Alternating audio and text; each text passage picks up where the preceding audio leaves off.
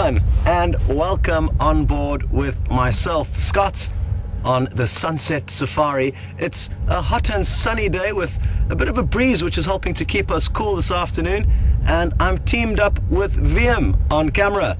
Now, Kirsty is going to be directing this afternoon's show, with Nikki lending her a hand in the final control room, and James, sadly, is not going to be heading out in Jigga, the other vehicle. The starter motor has died on us, and it's difficult to get things fixed out here, so we are hoping to get it fixed tomorrow, and therefore should be up and running. But something to look forward to is something a little bit different. What James and Eugene are trying to do is fix the problem that the backpack for the walking safaris was having with the audio, and they're going to be testing that out on the Mahindra, on another vehicle, and we'll hopefully be able to give you some updates along the way. So that's something to look forward to.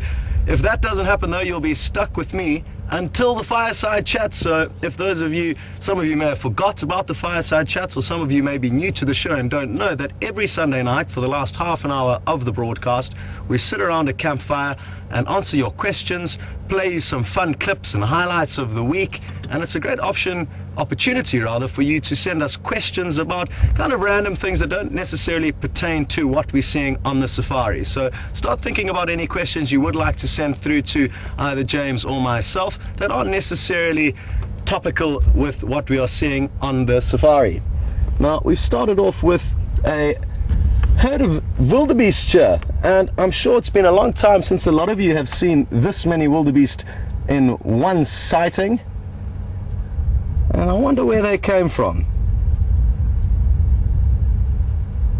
It was in these same very clearings during the summer months that we were fortunate enough to actually film 5 individual wildebeest births, and very memorable occasion for myself, because it was my first drive for Safari Live, when within minutes I got to see my first wildebeest giving birth.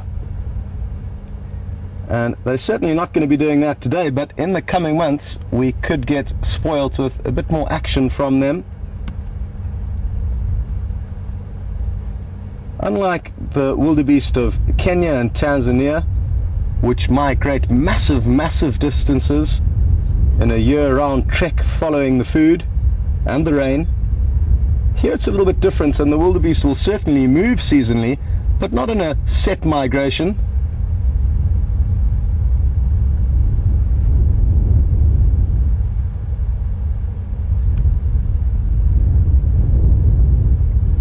And as you can hear, the bush is still very quiet and still, but that will in all likelihood change as the drive progresses. Now, for those of you who weren't on the Sunrise Safari with James and Brent, it's important that I update you on a few things. The Birmingham Coalition abandoned their buffalo kill, and that's very strange behavior for lion, and a possible reason for that is that they are in the middle of this takeover, trying to acquire this territory which belongs to the Matimba males, and we all guessing that they headed off to confront the Matimba males. Possibly it was just a vocal war, and they have ended up just south of us, and I'm told that they are with one of the Styx lioness, who's apparently badly injured. Now, I'm not too sure what would have caused that injury, and the guides that did get to see both the Birmingham Coalition and that Styx lioness seem to think it is the lioness which had the one remaining little male cub. And let's hope that it wasn't her trying to defend her cub from these males, who would have killed it, and they did kill the other 2 cubs from that pride. But sadly it is inevitable, so even though we didn't want that to happen, it was going to happen. It was just a matter of time really until that young male also got killed, and it's not confirmed that he has been killed, but the fact that the lioness is there with no sign of the cub could mean that the Birmingham boys got a hold of that youngster last night. So that's a bit of sad news. But the good news is the Nkuhuma pride arrived back on the property sometime last night, and they were found quite late, I think after the morning broadcast. So if some of you were on the sunrise safari, you didn't get to see them, but a little bit later on we're certainly going to head in that direction. But what I would like to do is initially actually head off to the remains of the buffalo kill and see what the vultures have been up to. Brent told me this morning that there was one lone hyena that was lurking around about 50 meters away from the kill, kind of looking around because he could smell the male lions, but he couldn't see them. And in the thick bush in that area, he just couldn't pluck up, or the hyena couldn't pluck up the courage to go in and feed on that buffalo, even though there were no lion there. So that's some interesting stuff that did happen this morning. There was no sign of any leopard, but hopefully what will happen is Shadow and her cub Sindile may pop up. They were quite close to the boundary between Arathusa, Djuma and Sibambili in the northwestern parts of Djuma.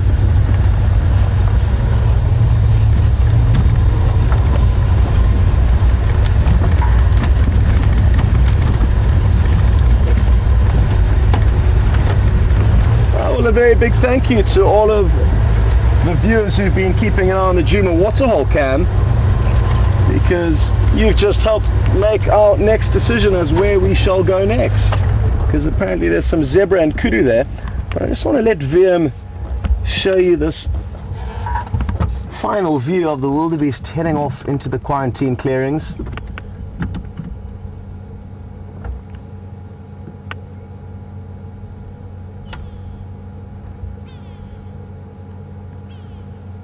You can see just how dry and dusty it is at the moment.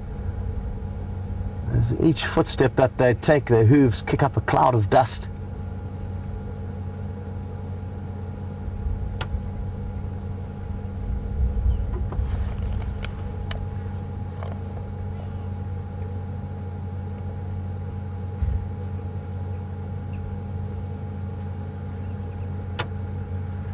What a beautiful scene to start off the drive.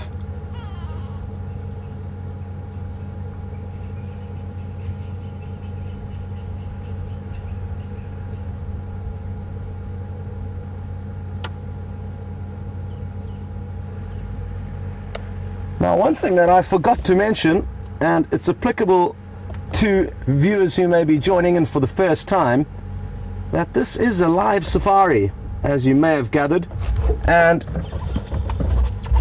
the great thing is that we can interact with one another. So if you've got any questions or comments or thoughts that you'd like to send through to us, please do. And it's very, very easy. All you do is hashtag Safari Live on Twitter, or send an email through to questions@wildearth.tv. And that way we can chat as the afternoon progresses.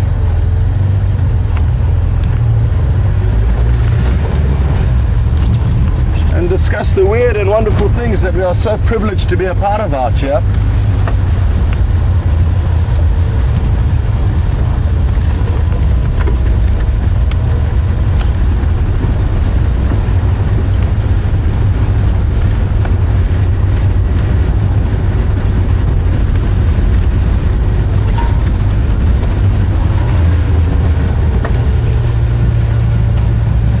And we've just got a comment through from Laura, who's mentioned that you would think that this herd of wildebeest wouldn't come into the area as the Birmingham coalition have started moving through.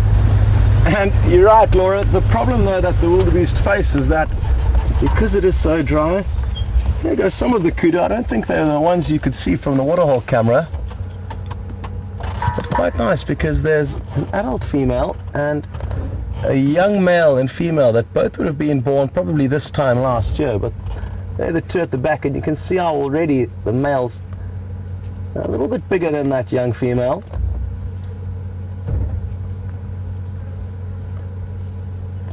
Now the only thing missing from this picture is an extra mother, so I wonder what happened to her.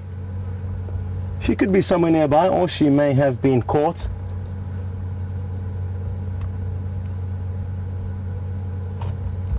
Either way, they all look healthy and well.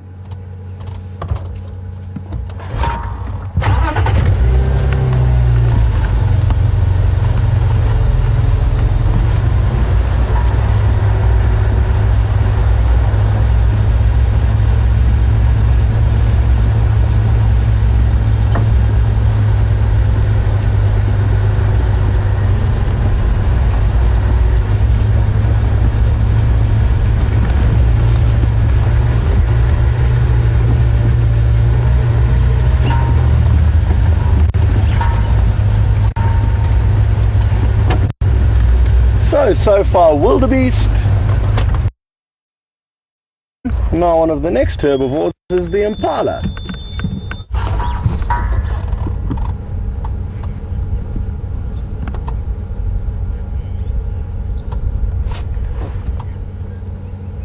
Which are the most numerous of herbivores in this area.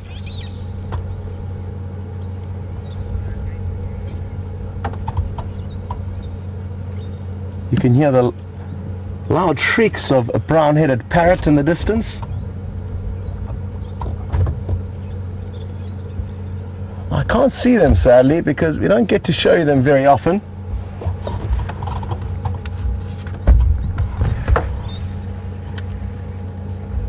Now, I guess a lot of you are realizing that due to the warm temperatures we're experiencing this afternoon, you can see a lot of the animals are enjoying some downtime.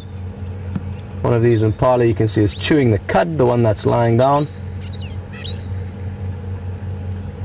The rest of them all seem quite content, tails wagging to keep the flies at bay.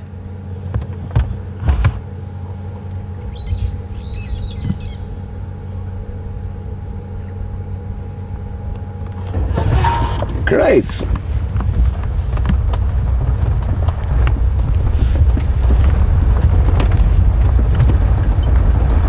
Now, where are the zebra and kudu that all of you could see on the Nkuhuma waterhole camera? I'm guessing they're just over the horizon here.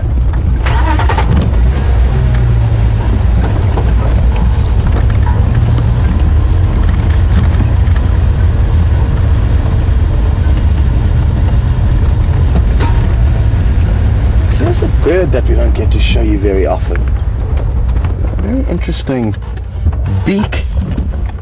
And you can see them just up ahead there as VM levels off the camera.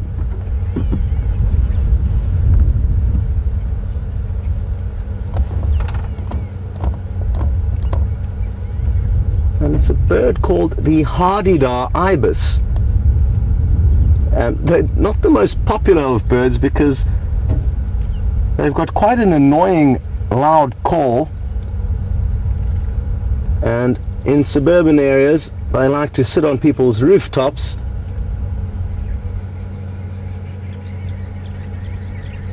and cry out this call at the early hours of the morning.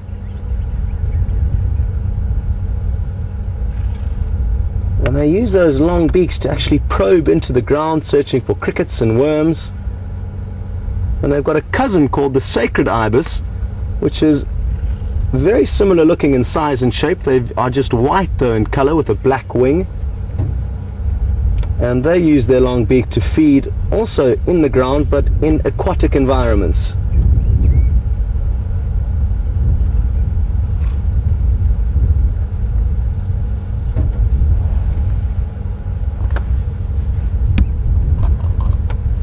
And over to our right we can get a glimpse of the zebra that you kindly notified us about.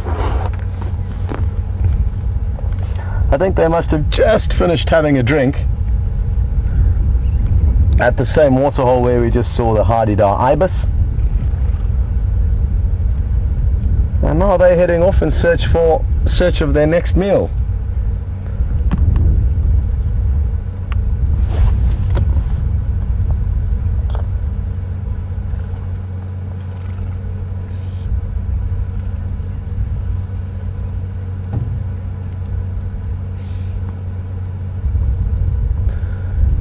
Interesting question through from Junebug, and you can see how the zebra are nodding their heads up and down, and that's simply to try and keep the flies away from around their mouth and eyes.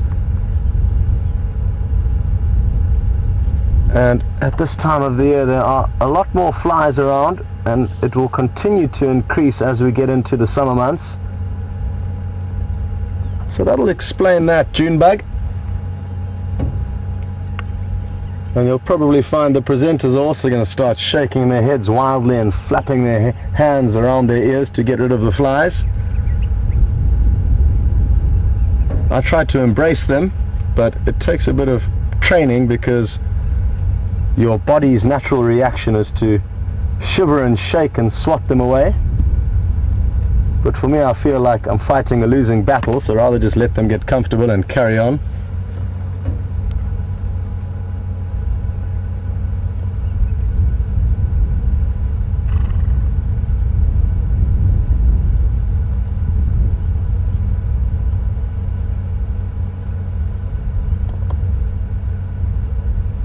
Wonderful. Well, we've already got 4 mammals ticked off for this afternoon. Not that we are racing to show you as many animals as possible, but rather to enjoy whatever the best sightings are available to us. But we have certainly got off to a good start.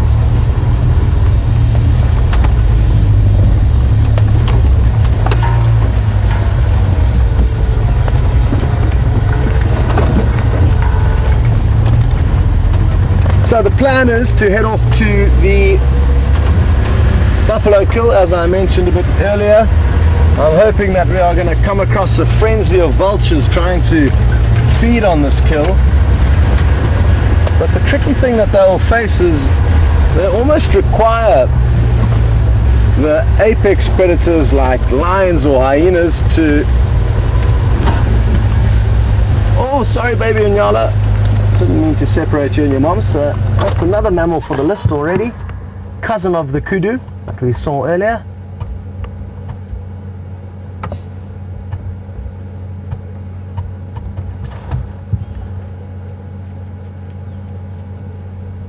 Isn't that cute? I love the way they can pivot their ears around. Watch closely and it can listen forwards, backwards, one forward, one backwards, one sideways. Wouldn't that be nice?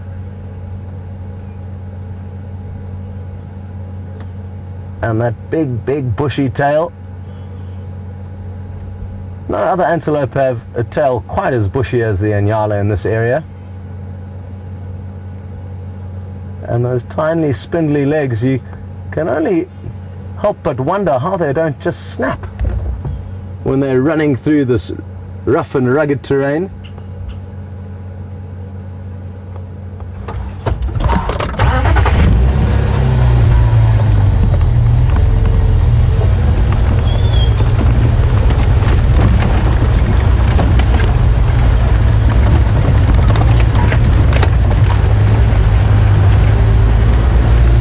As I was saying though, the vultures often require the larger carnivores to remove the skin and the majority of the large chunks of meat, and what the vultures are good at doing is then picking the bones, the meat off the bones once it's a little bit more accessible. So what I'm guessing we're going to find this afternoon is possibly some vultures trying to actually climb inside the carcass, and they use their long necks to wedge between the skin and the rib cage, for example, and feed on small bits of meat that way.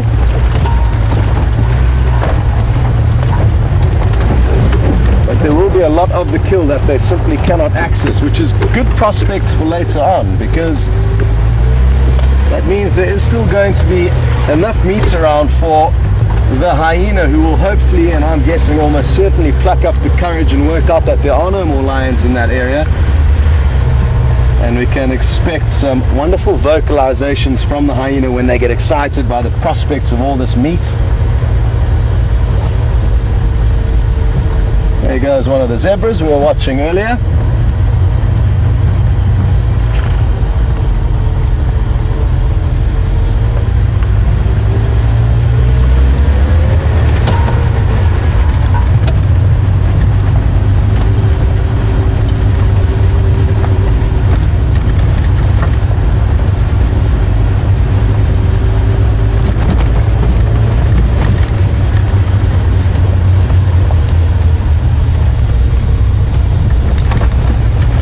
To let you know, one of the things we're going to be doing on the Fireside chat this evening is playing you some different highlights of the week, but what we're going to do is compile, or what we have done is compile the small piece with 3 different leopards that we've seen during the week. And what we're going to do is we're going to play you the clip and then get you to vote for who your favorite leopard is.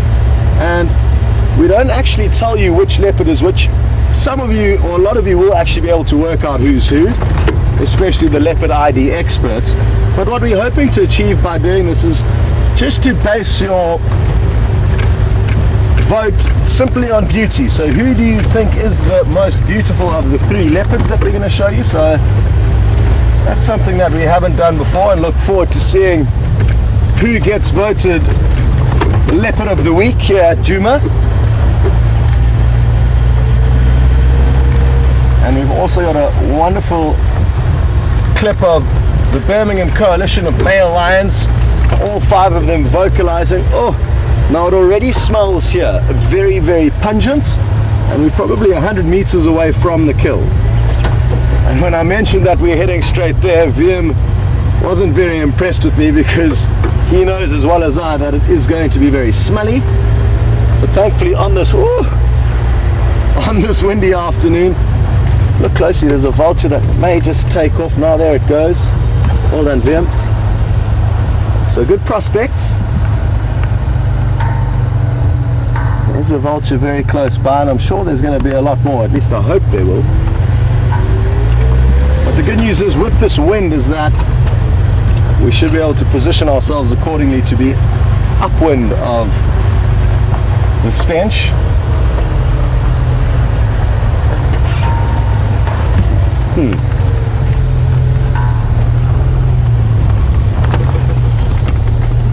Oh, interesting stuff. There's still a lot of meat remaining here, so that's great.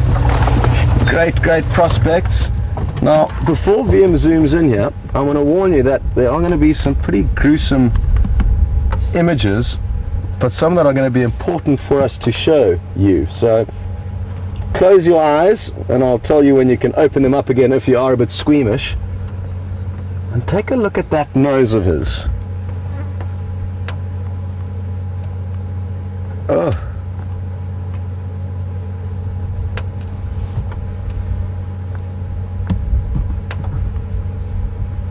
Well, I actually thought those were maggots. I can see some maggots in there.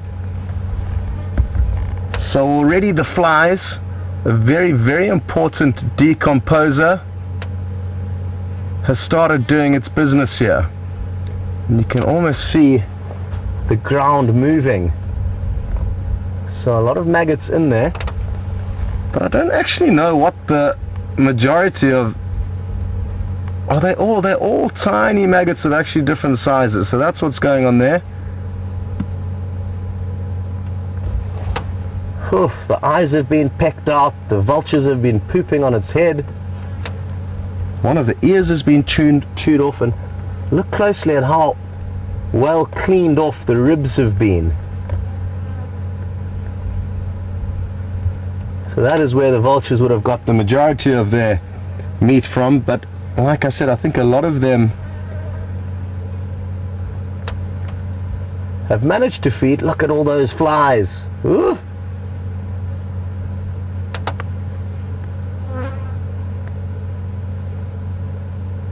But there is a lot of meat left here, and this is going to be incredibly good prospects for a hyena feeding frenzy this evening.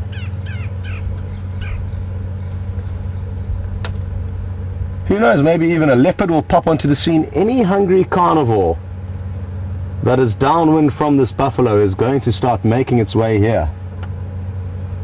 The smell is permeating, and even though there are maggots breaking down a lot of this buffalo, that is not going to stop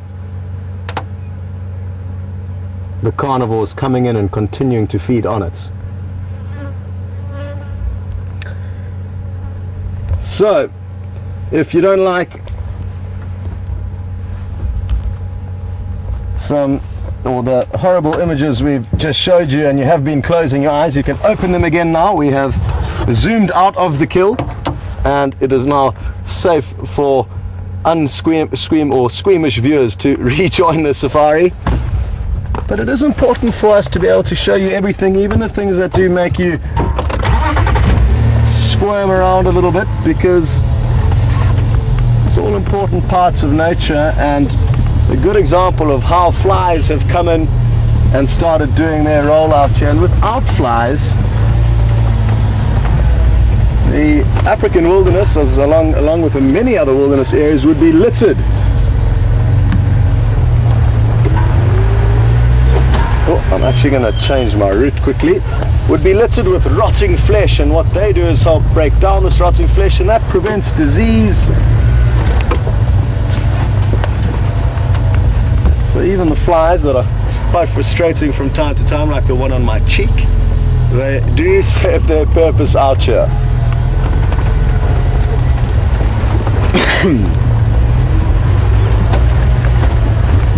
Well, sadly no feeding action with the vultures,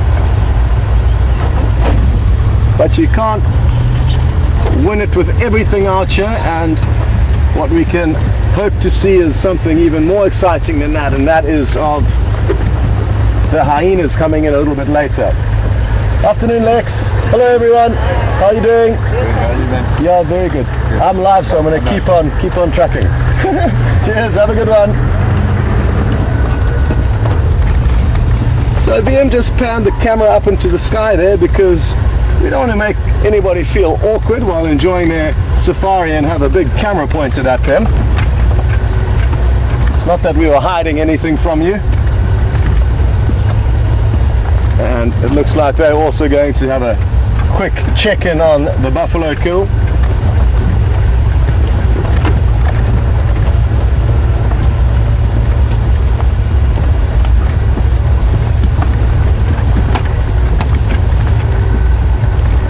Lots of hyena tracks down here, obviously where they were lurking around hoping to work out if it was safe for the lions to join or not.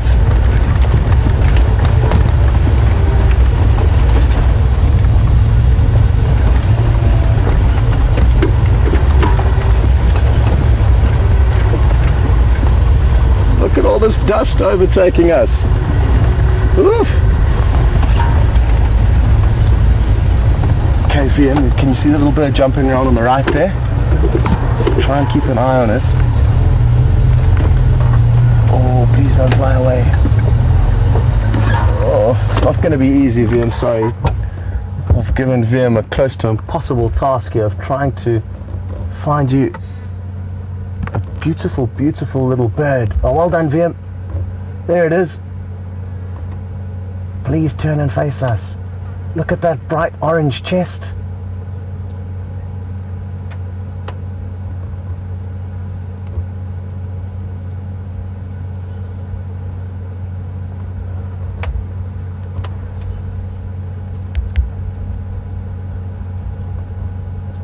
And not easy, you're just getting a few fleeting glimpses, but well done, Vim.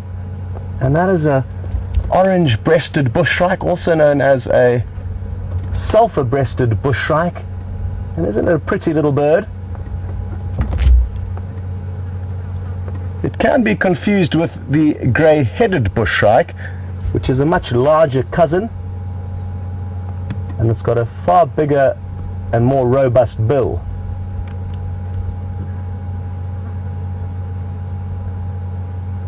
Well, this is turning out to be a great sighting, and probably the best one I've ever been able to share with you of this specific little bird. And it's looking for little insects in amongst the cracks in the bark.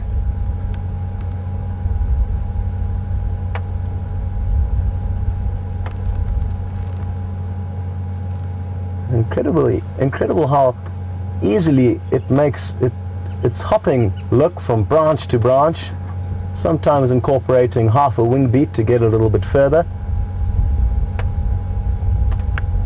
Beautiful.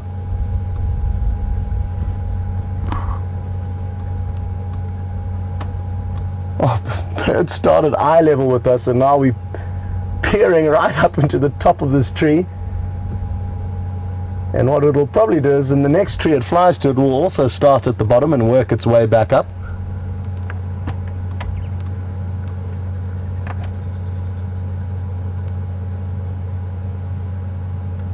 Great, thanks, Vian. Well done there, especially early on when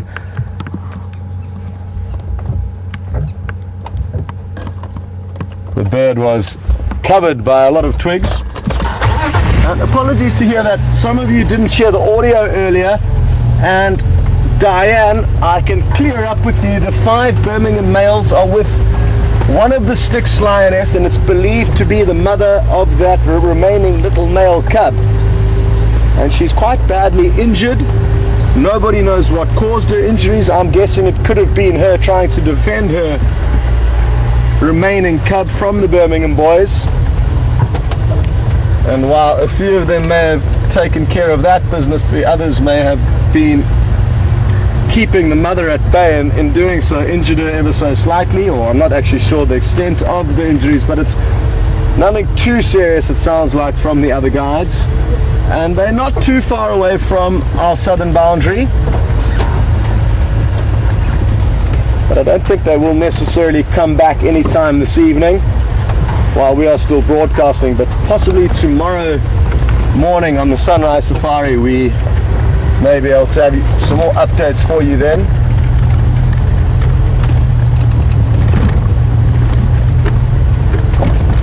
And another update I did give earlier that you may not have heard was that the Nkuhuma Pride has been located on Djuma this morning. It was after the morning broadcast though, and we're gonna slowly make our way in that direction now. I'm guessing they're going to be fast asleep still. It's quite a hot day, but it'll be worth checking in on them to see how full-bellied or hungry they may be, and we will then make the next plan once we've assessed the situation there.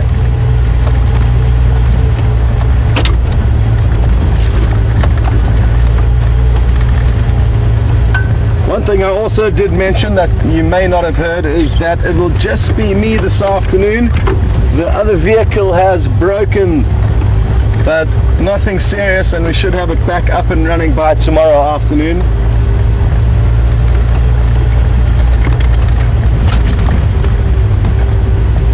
And we need to head into town anyway, thankfully, to pick up Jean-Andre, one of the other cameramen who's been enjoying his 2-week break. And we can also get that starter motor fixed, which is what broke on the Jigger, the other vehicle, this morning.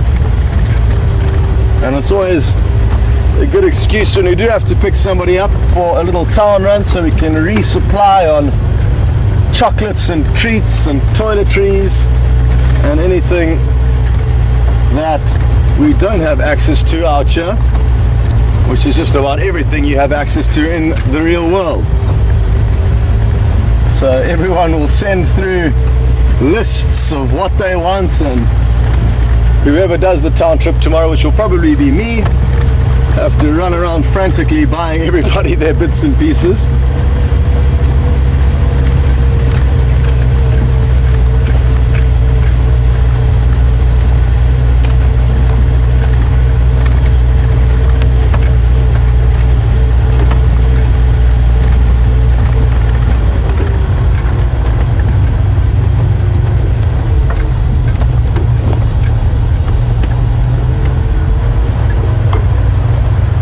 Well, we can all happily welcome a new viewer on board with us, and I believe your name is Lestat. Apologies if I pronounced it wrong. I'm so happy to hear you've joined in on the action for this afternoon. Lestat's inquired to, will we actually intervene and remove a kill like that buffalo kill if the animals don't get to it and feed on it? And Lestat, thankfully, we do not have to ever do that, because the animals in this area will not let anything go to waste. And I can almost assure you that this evening there are going to be several hyena feeding on that kill. Let's just hope it is during the broadcast time. And something to bear in mind which may impact on that is that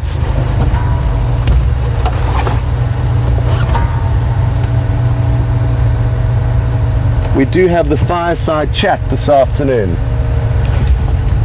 Well, I've just seen some very interesting information on the ground in front of me. So what I'm going to do is just pull over to the side here and then allow VM to show you exactly what I'm talking about. Now look closely here. and you can see the tracks of a male leopard. Well, because I wasn't out this morning, I'm not too sure exactly what the story is with them, but interestingly enough, they go off the road there and then back onto the road just further up ahead, Vim. Just over there's another track, not easy to see. That's another track of where he came back onto the road. So he was slinking in and out of this area. I wonder who it was. Possibly Tingana or Mvula. That looks very fresh. Vim thinks it's nice and fresh, and I do agree, Vim, but tricky because vehicles have driven over his tracks where he crossed the road here. And this, despite that though, the road we are now is an access road which can be quite busy, with people leaving Nkuhuma and coming in.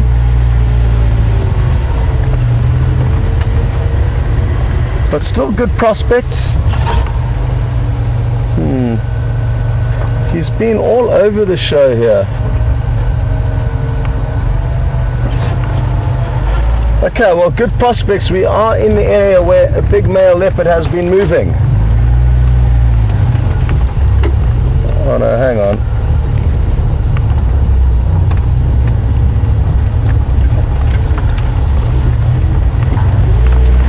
Okay.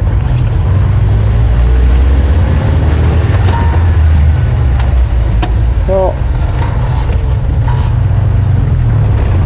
not too sure where exactly the Nkuhuma Pride were this morning, but we are gonna do a big loop round onto Impala Plains, heading in the general direction of these male leopard tracks, and thereafter we will head down the Power Lines Road, which is where the Nkuhuma Pride were.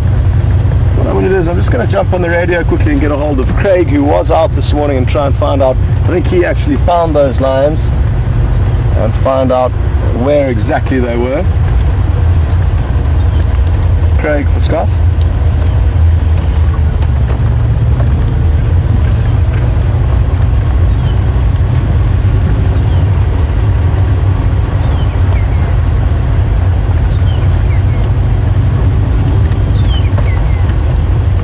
Can any station confirm where exactly the Nkuhumas were this morning?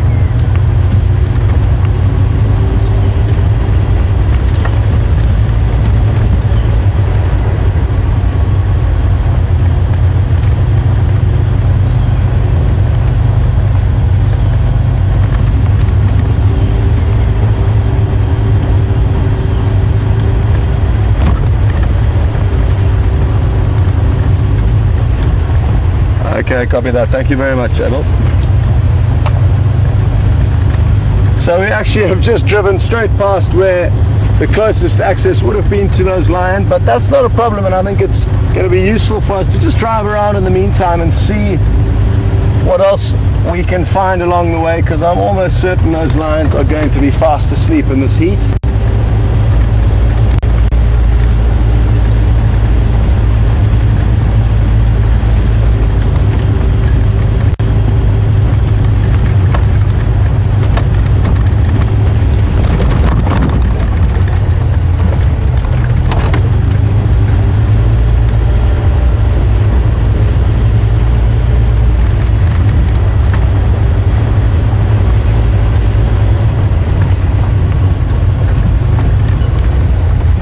It sounds like the buffalo carcass has stirred up quite a few questions, and that's great. It's not a sight that we actually very often see, an abandoned carcass like that, and I guess just the signs of the turmoil and rage that the Birmingham boys are in, that they're willing to give up something as valuable as food. It's the most valuable thing out here in nature to the animals, in order to carry on stamping the authority on this area.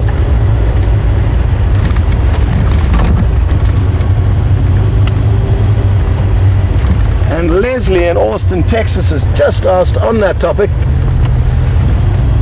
will the hyena's digestive system be able to tolerate the rotting flesh of that buffalo? And most certainly, it's probably actually going to be easier for them to consume.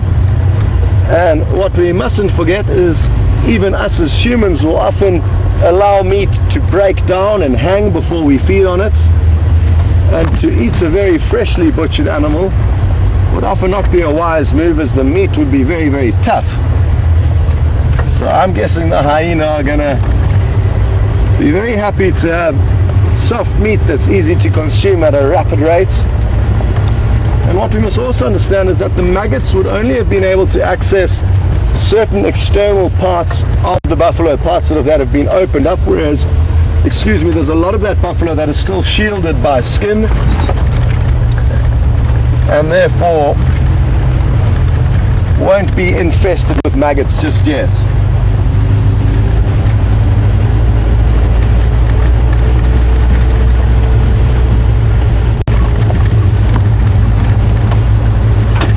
And not only will hyena comfortably feed on that, but so will lion and so will leopard. Just about any carnivore that comes across an easy meal like that, albeit a bit tangy and rotten, they will make a plan and enjoy the meal.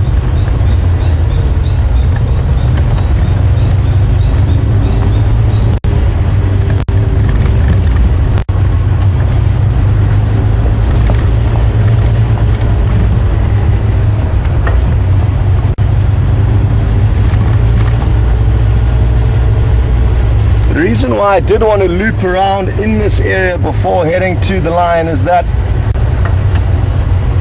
Shadow and her cub often frequent this general area, and we had a brief sighting with her cub yesterday afternoon, Sindile, and she could well have caught something in this area, simply be hunting in this area this afternoon. So I just want to come and have a close look here when he tracks.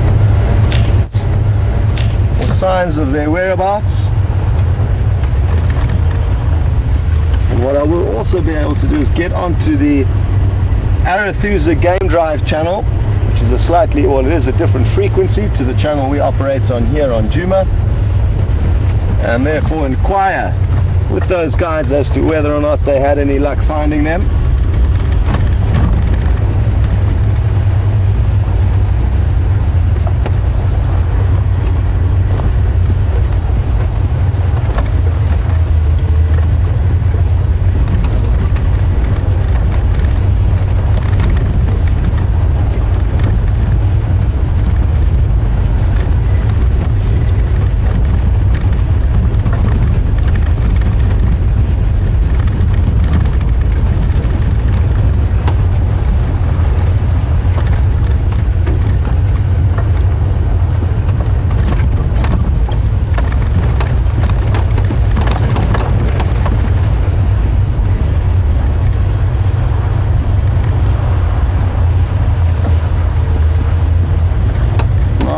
Dennis in Lakeville has just caught me out, because I said just about any carnivore would go in there and feed on the rotting flesh, and he's asked specifically, would a monitor lizard possibly go in and feed on the remains of that buffalo?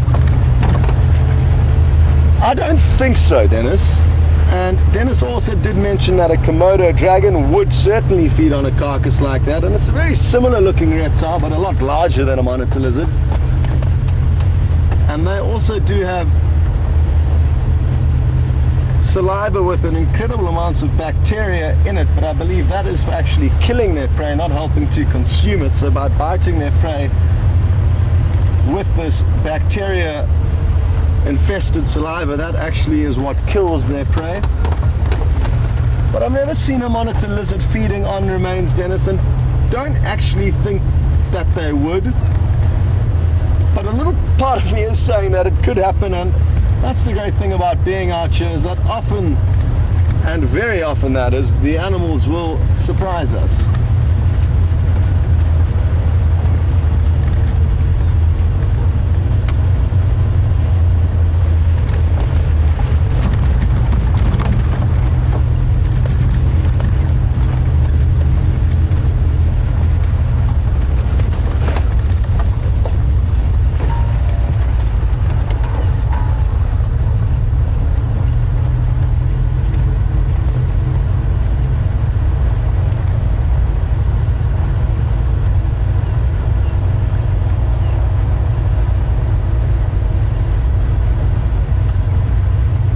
just seen Abel, who's another guide, with his guests just up ahead of us. And the good news is you're not going to be waiting much longer to get to see the not the Birmingham boys, sorry, the Nkuhuma pride.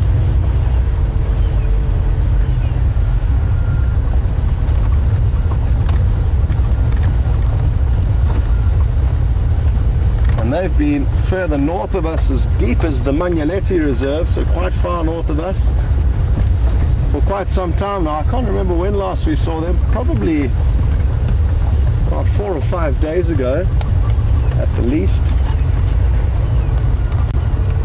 And what a wonderful sight this is. Hello everyone.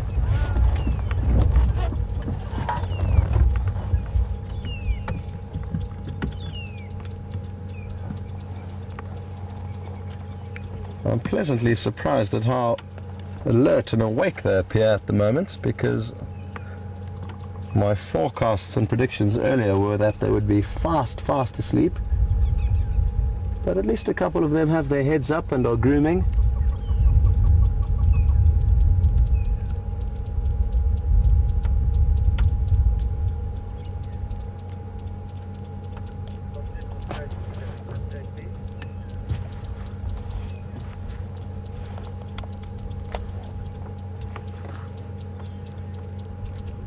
Hello, Junior.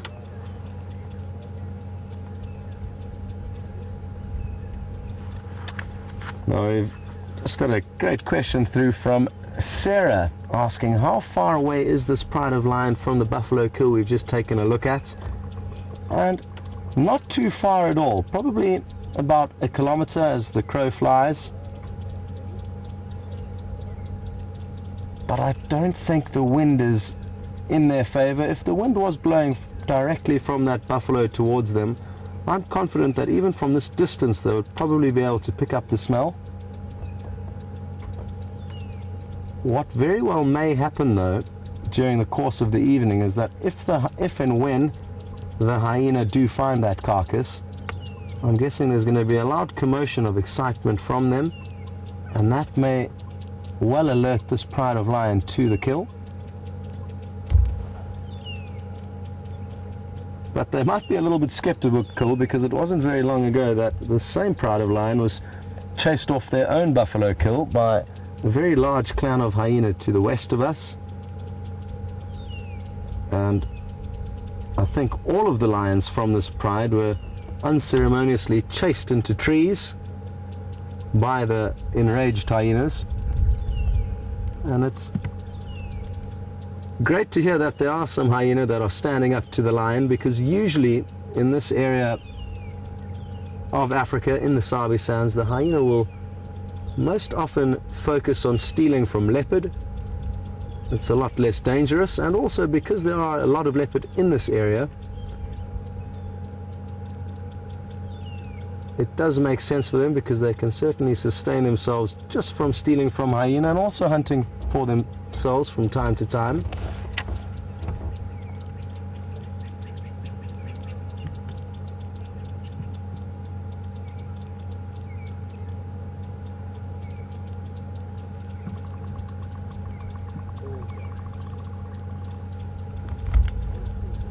And it looks like we got lucky with our timing, as we caught a few of them doing some grooming, but now they are all back into what looks like a comatose state for the next couple of hours.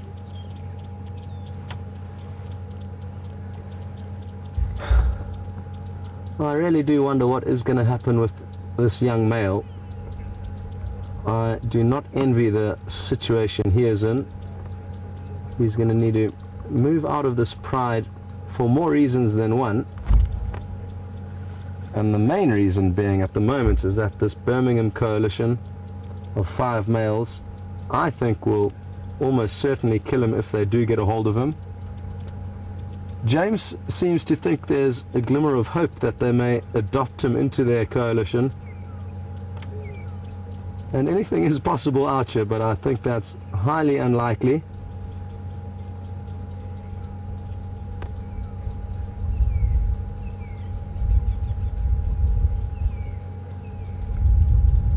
And if and when he does decide to either leave this area before the Birmingham boys get a hold of him, it'll be interesting to try and do our best to monitor where he heads to and how far he has to go before he potentially finds another male to join up with, or several males. But he's got his work cut out for him, that young boy.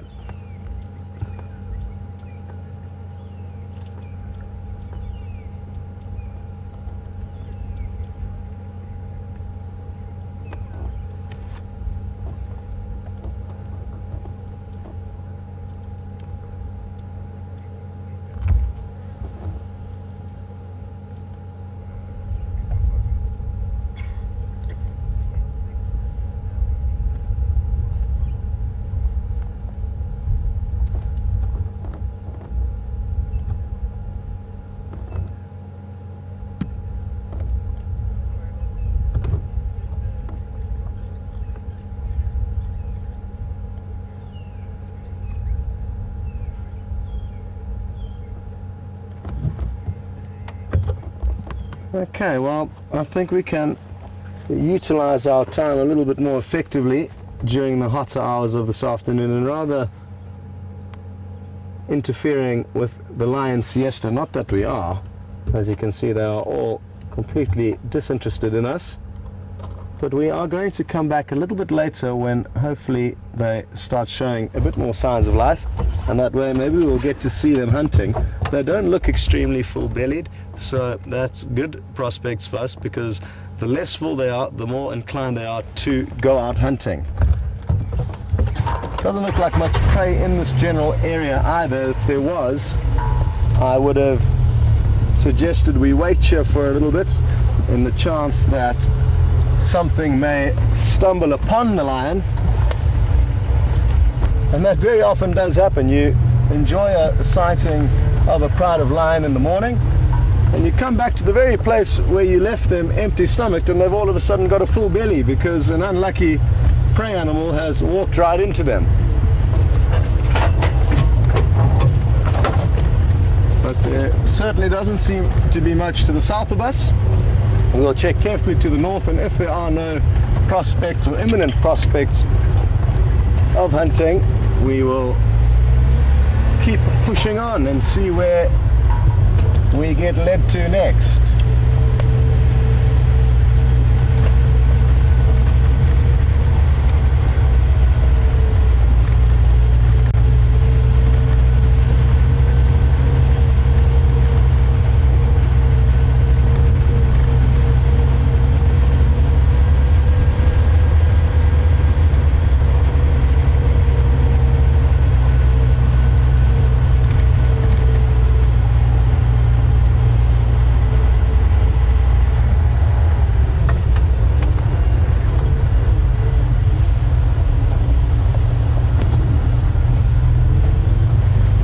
Now, I'm not sure what to do, but I'm thinking the hyena den site might not be a bad option. I haven't seen them for quite some time now, and I have actually never seen one hyena at the new den.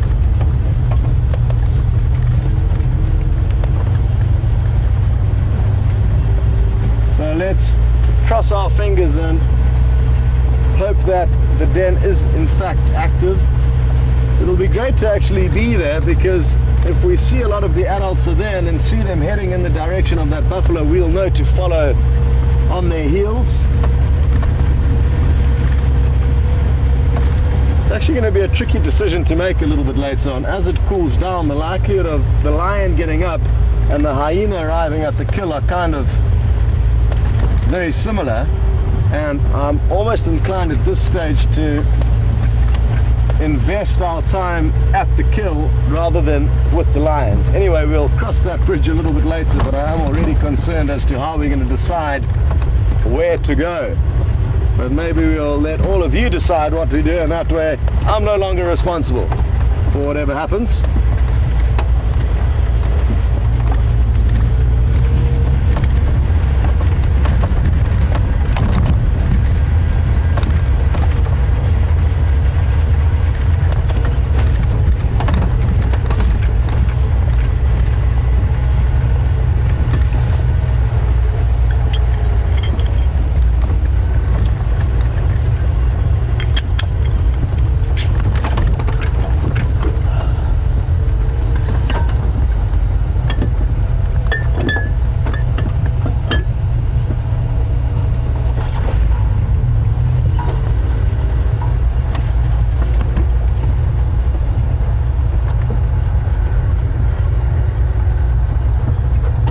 me am showing you, there's not much food around at the moment for the herbivores.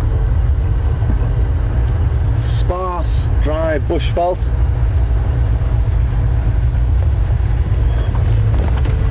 And I really am so excited for the first summer rains. And we're all going to enjoy the radical transformation that's about to unfold in this area. Probably starting in November. Possibly, if we're lucky, in October, late October.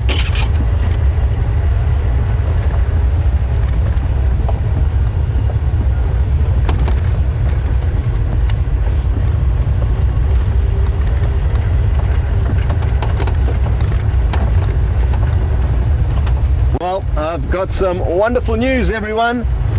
James and Eugene are ready to receive you. It is a bit of a trial because we are fine-tuning the backpack that will be used to help with the walking safaris. So forgive us if there's any problems, and enjoy the action and entertainment with James. We'll see you a bit later.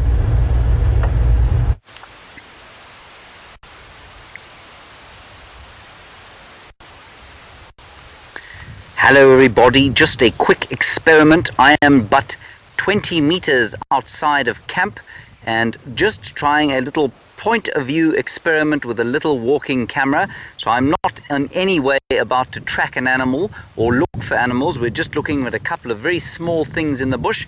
We're in a different point of view. Now that white pile that you can see there is a pile of hyena dung.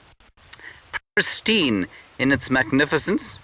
Is that not a magnificent sight of a perfectly placed hyena dung here on quarantine clearings? Now that, of course, when it came out of its original owner was green, and it has turned a perfect white as it has, the calcium in it has oxidized in the sun. So I'm just going to give you a wider view of where I'm sitting. I'm sitting on my bottom. There is my shoe, you can see it there. And I'm just enjoying the feeling of being out touching the earth and being as close to the earth as possible. There are a couple of birds around, some grey-headed sparrows, some swallows flying overhead, probably looking for nesting material, and there are also all sorts of starlings and that sort of thing. I can't show you any of the starlings because they have flown off now, and I don't want to zoom in too profoundly because you will get very seasick. And if there's one thing in the world I am not, it is a cameraman.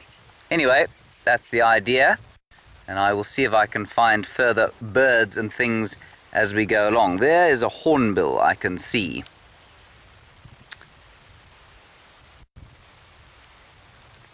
Somewhere in there is a hornbill. The camera will focus eventually. Well, it's supposed to. It's an experiment, so please excuse any issues that we might have with it. There, I see a bird. It's flown off.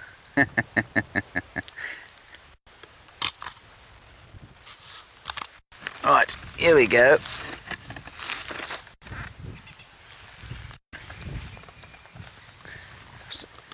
So Sharon in Pittsburgh, interesting question about hyenas.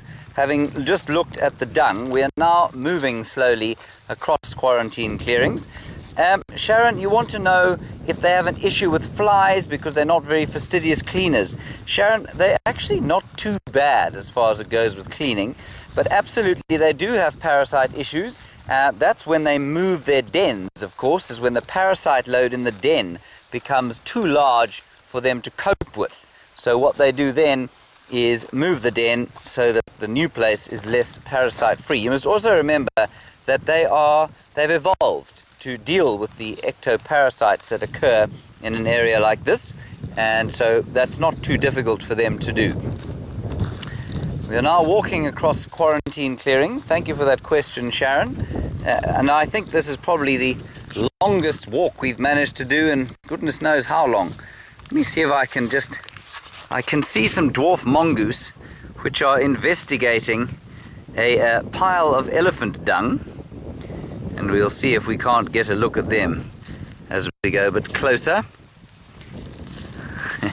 I suppose this is a little bit Blair Witch. If you remember that film that was shot entirely on a camcorder. There's a reason it hasn't been repeated. Anyway, it's such a nice feeling just to be out on foot. There's the little dwarf mongoose. There you can see him running just beneath that tree in the middle of the picture. Let's see if we can get in closer and if I can manage to focus this thing. There we go. Gosh, look at that.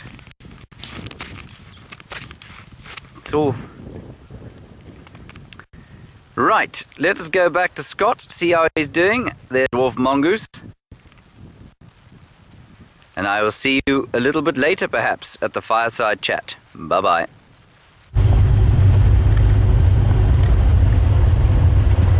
Welcome back everyone, and so happy to hear that it sounds like Eugene, one of the many tech wizards that help make sure that this broadcast can actually get to all of you, has managed to sort out the small audio problem that some of you may have remembered the last time we linked across to Steph a few days ago on one of his bushwalks. And James is walking through the quarantine clearings, as I'm sure you are all aware now. And he's at no danger at all. We're very close to the camp. And in that big open area, there's no problem for a person of his skill and experience to worry about. As I'm sure to see him waltzing around without a rifle.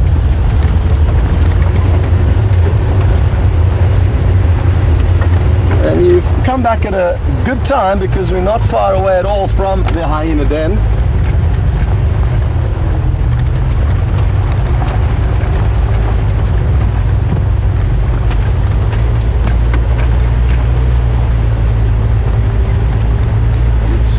I feel the perfect time in the afternoon to get there. It's cool enough for the adults to have returned after often moving away from the den during the hot hours of the day to relax without the cubs giving them too much of a hard time, as the cubs will want to continually play with the adults during the course of the day, which is not sustainable for them, and they need their time to relax and catch up on some sleep.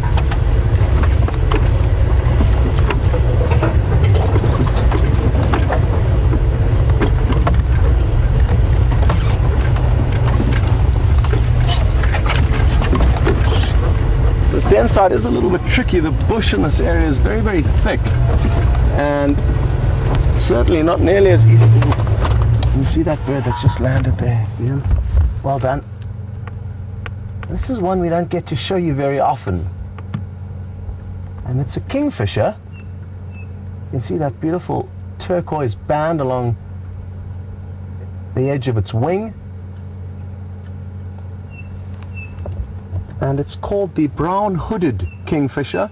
Could very well be a new bird for some of you to add to your bird lists. And I'm hoping it's going to turn its head away from us so that you get to see it speak. Oh, it looks like it may have seen something. And despite it being a kingfisher, it hunts insects. And interestingly enough, the majority of kingfishers that we get out here are actually insect hunters, not fish hunters. And I just saw it kind of cock its head and bobble its head from side to side, which is often a good sign that they're focusing on some prey.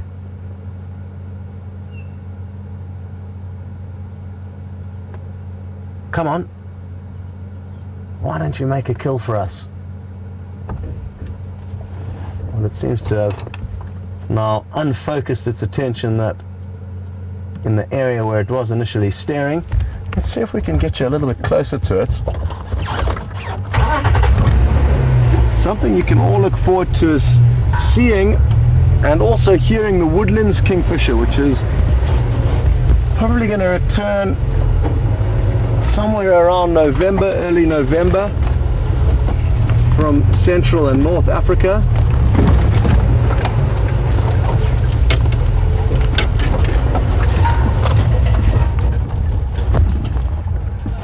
And it's probably more pretty than the individual we're looking at now. It's got a lot more turquoise colorations on it.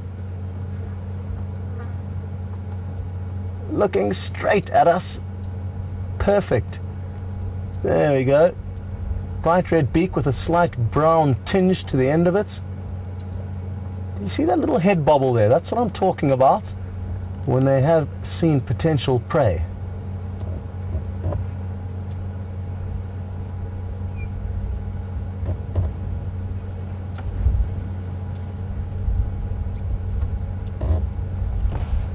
Also get a good idea of a fairly strong breeze that is blowing this afternoon by the Magic Gwarrie leaves, the green leaves that you can see dancing in the wind.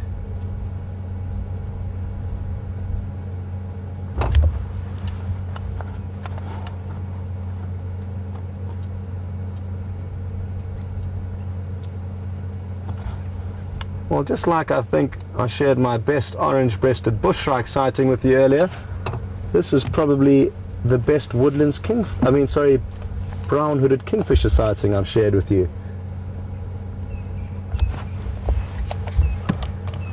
Now, because it does seem relaxed, I'm going to try and get us even a little bit closer. Oh.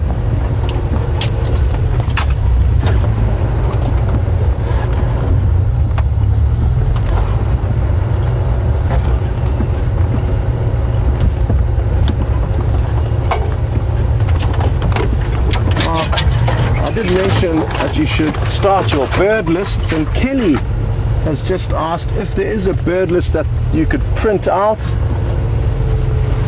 and then tick the birds off that list. And I'm not sure where the best list would come from. You could try and look on the internet, birds of the Kruger Park, bird list for the Kruger National Park. That would be useful to do, but I'm not sure of any actual lists that are easily available for you to print out. But what I would suggest, Kelly, is simply writing the birds that you've seen down, and that way you can just keep track of them yourself, and it's a little bit more personal that way, because you're not just ticking the birds off the list, but you actually have a hard copy for yourself of what you have seen. Now, the good news is that the den site is active. Take a look. It is remarkable how much bigger that tiny little black cub has got, and it's no longer a tiny little black cub, and it's beginning to show very faint spots, and its head has become grey, and it's probably around 3 months old now. That's the usual age where their coat will start to lighten and spots will become more prominent, and it's going to start looking much more like a regular hyena, almost like its older cousin that it's lying next to.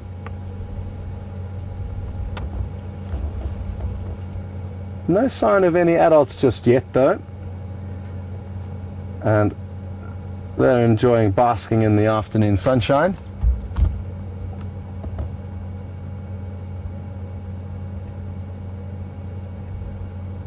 I cannot believe how long it's been since I've seen that youngster. I really wasn't expecting it to be so big.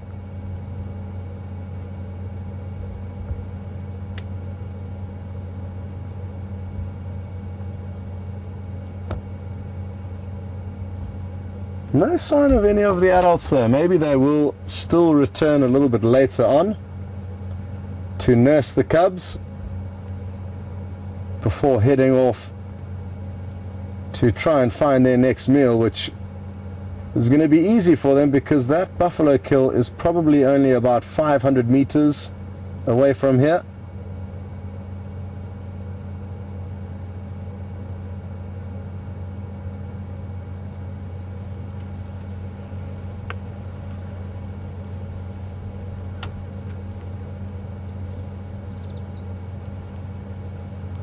Well, a lazy Sunday afternoon.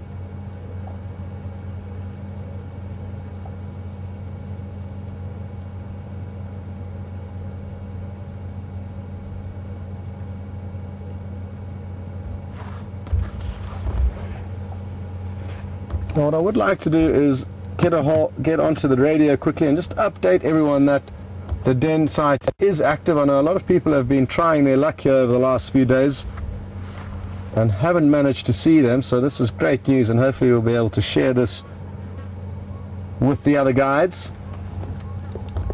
Stations, the Mnisikaya is active, 2 youngsters present.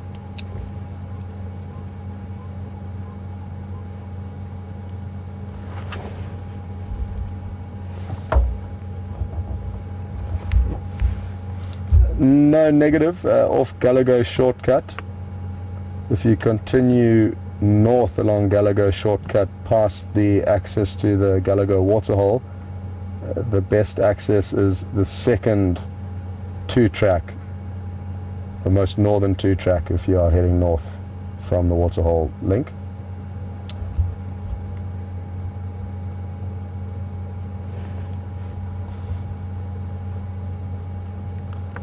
So, one of the landowners from Buffelshoek, a property to the north of us, who aren't out here all the time and aren't up to date with the exact ongoings, they just come here every now and then on holiday, was just asking if it was still the one off Philemon's Dip.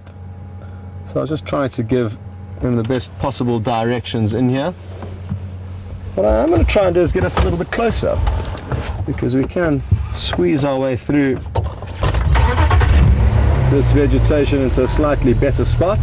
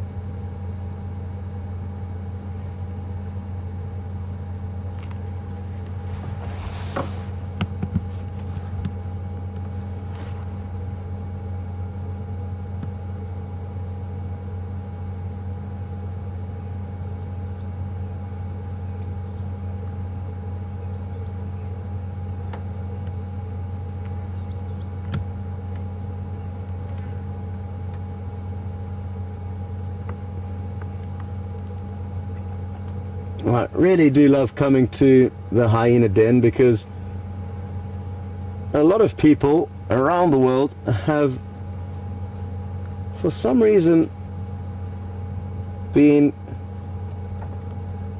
falsely informed and have a negative outlook on hyena, but they are such awesome creatures and pivotal in the ecosystem, and these cute little cubs certainly do help to fix that. You wouldn't believe it, but a little crested francolin just landed on the side of the termite mound there. There it goes. Well done, VM.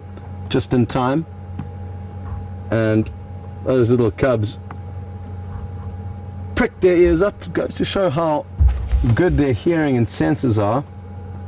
And even though they were right at the base of a burrow that they could scamper down quickly, they still need to be very, very alert and aware, because the predators out here all have it in for one another, and lion and leopard would certainly pose a threat to these young hyena. And as you can see, the youngest cub hasn't taken any chances and has retreated into the burrow. They actually couldn't see what it was from where they were. They obviously just heard the bird come down and land.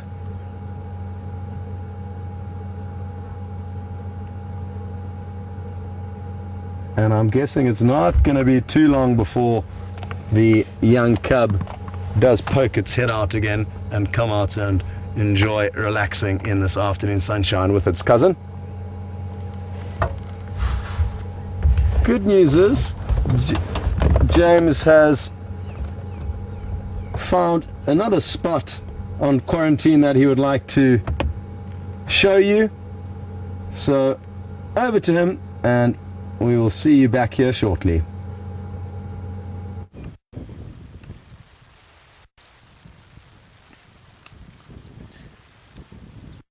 Hello everybody, welcome back to, well, I'm on foot, aren't I? So I can't welcome you back to Jiga, who is now currently sleeping in the workshop without starter motor. The starter motor is now upon my feet, and we are on foot just about 20 meters from camp. We're right next to where we do the fireside chat, and these wildebeest are being most confiding. Just popping along the clearing. And this is a very big herd for the Sabi Sands. It's not the ideal habitat for them, of course, because it's largely closed, broadleafed woodland.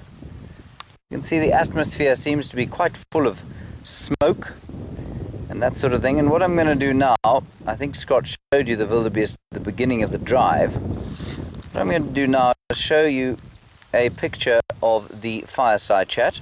There you can see the mast under which Nikki and Kirsty are sitting. That's the final control. And there you can see the back end of the fireside chat spot. That is my shadow. I'm not actually that tall. That is just the angle of the sun. It's making me look quite vast. And this is where we will see you at our time, 6 o'clock. So whatever that time happens to be, wherever you are in the world.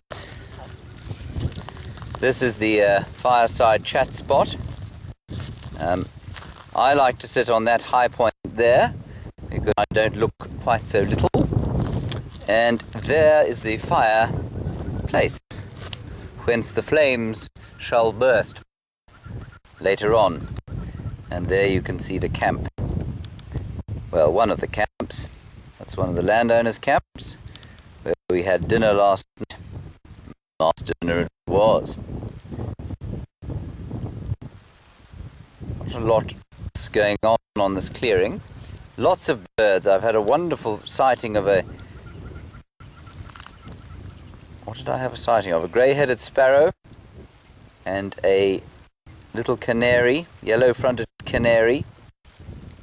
And you can see this is perfect wildebeest habitat, of course, because it's just nice and clear, and they can see what is going to come and eat them. The Nkuhuma pride are some way from here, but I'll show you the direction in which they are. But they are well away from anywhere near seeing me, or I them. They're basically that direction where I'm pointing. Yes. See, there's definitely been some elephant activity in this area, and you can notice the on-foot safari, of course, is ideal for dung displays, and there is elephant dung. We've had some high dung. I tend to steer clear of dung on game drive, but on walks, well, not treat ourselves a little bit of a dung festival. I can show you what's in that dung if you like. Beautiful afternoon that we're...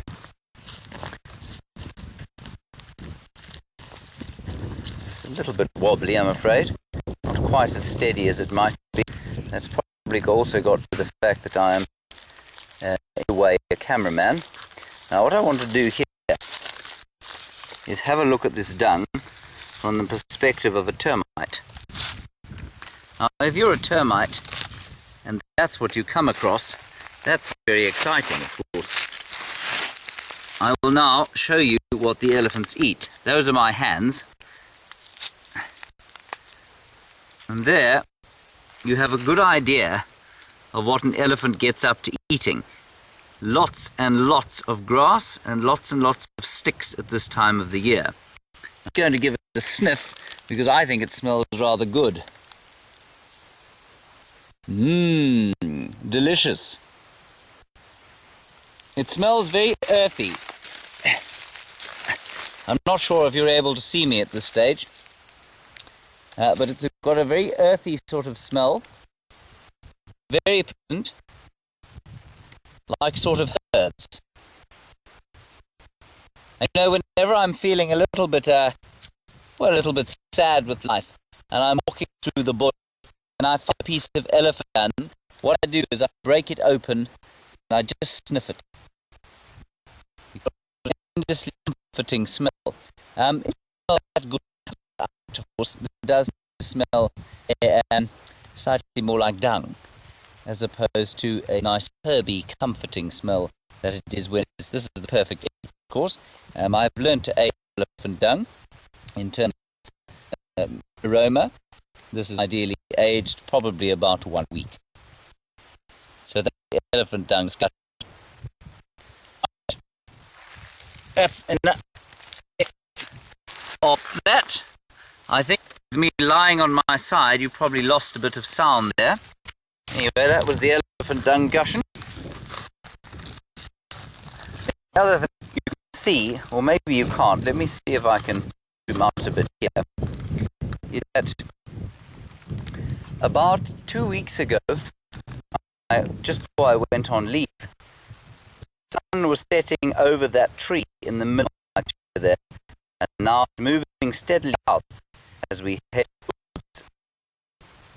Righty, I think that's enough nonsense from me for the next little while. Let's head to Scott and see what he's doing. He's still with the hyenas, but I'm sure, and I'll talk to you a little bit later.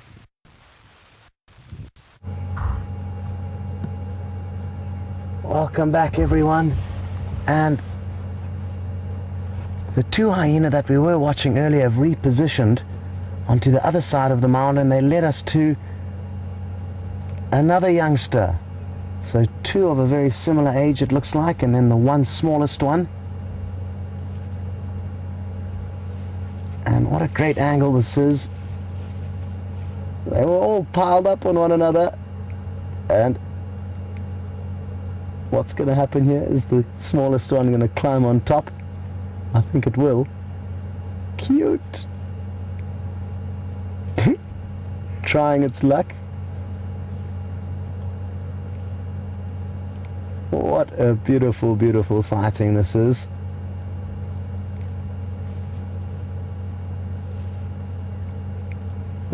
Those tiny little teeth are going to turn into bone-crushing devices. They were little razor-sharp needles, it looked like.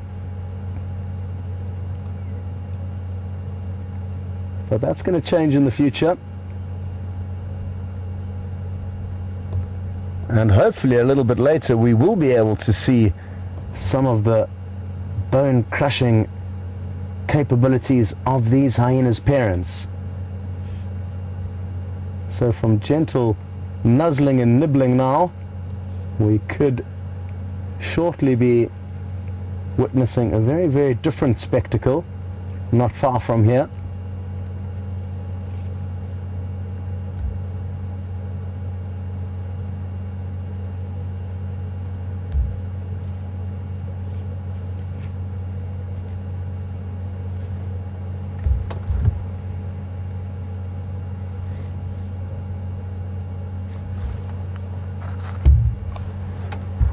Found a little branch to attack. It looks like it's probably not the first time these twigs have been chewed on, and quite often around a den site. This one's quite new, so they haven't destructed too much of the vegetation, but over time almost every branch around the den has been chewed on.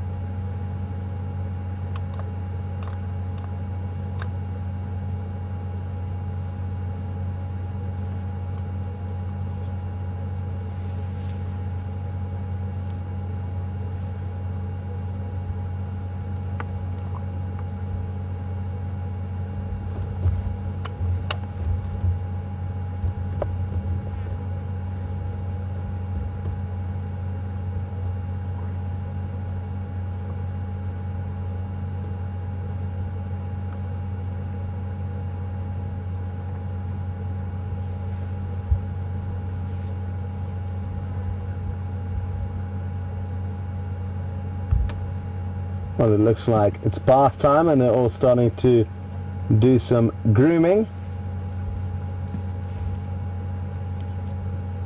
Look at this. They're all sandwiched in this tiny little area.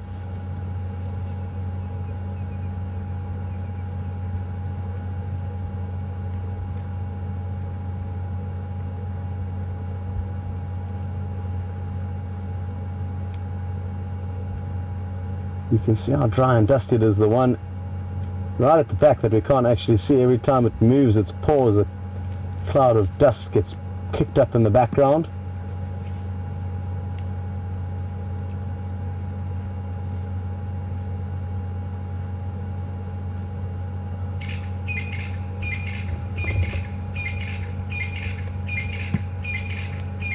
That's a crested francolin you can hear calling out now, possibly the same one that gave them a little fright earlier on, that you got a glimpse of thanks to VM's quick camera work.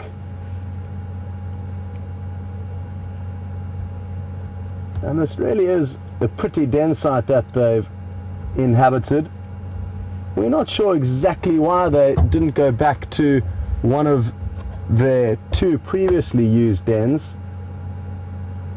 And this is a new one. It's a first time den for this clan that we're aware of.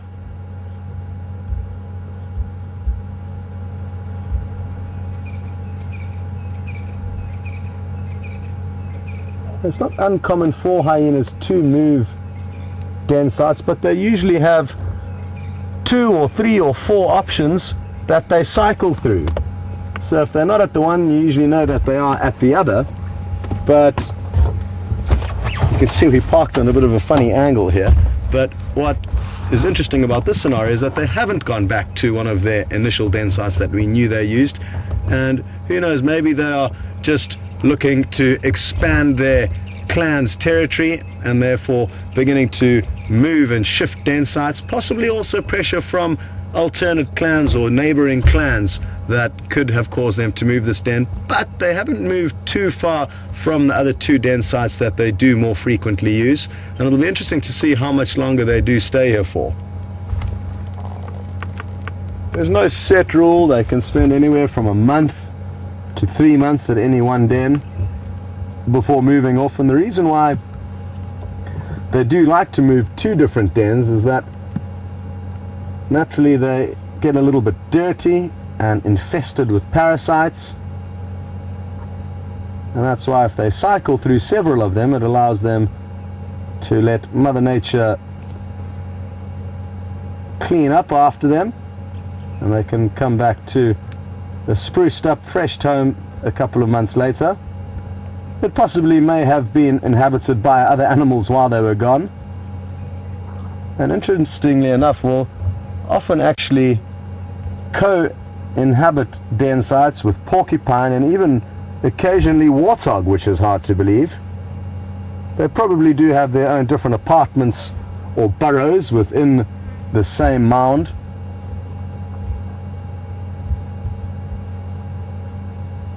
But they do sometimes share with some unlikely tenants.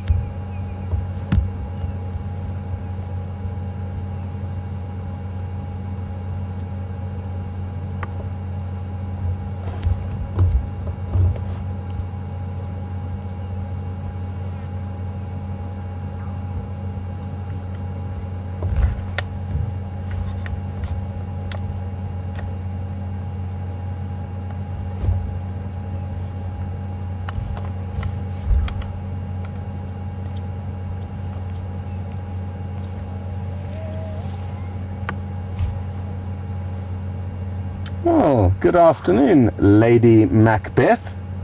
Haven't heard your name before. And thank you very much for your update. Apparently there were some hyenas seen at Nkuhuma last night on the waterhole cam, I'm guessing.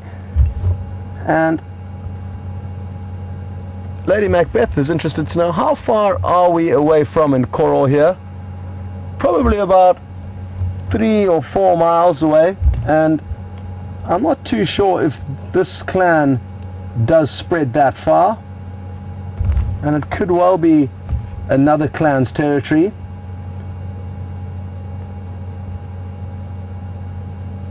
But difficult to say.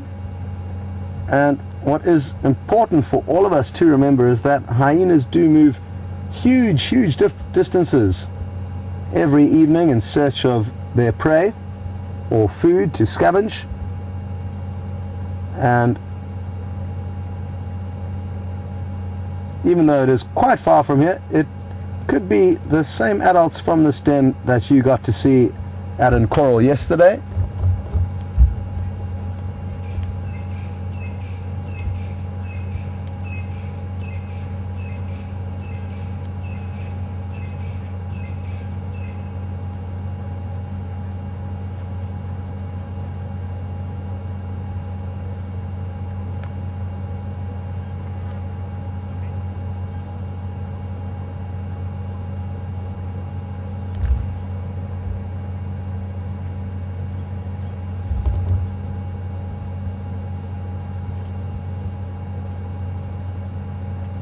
The little youngster's starting to get mischievous, and I'm interested to see what its next move will be.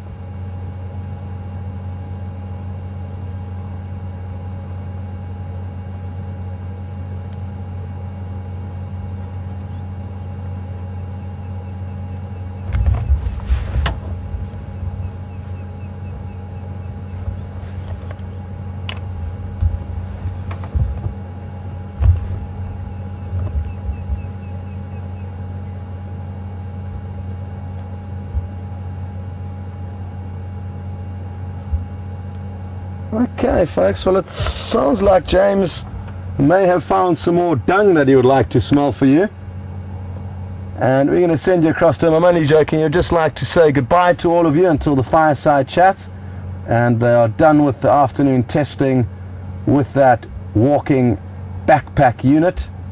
So over to him, and we will see you shortly.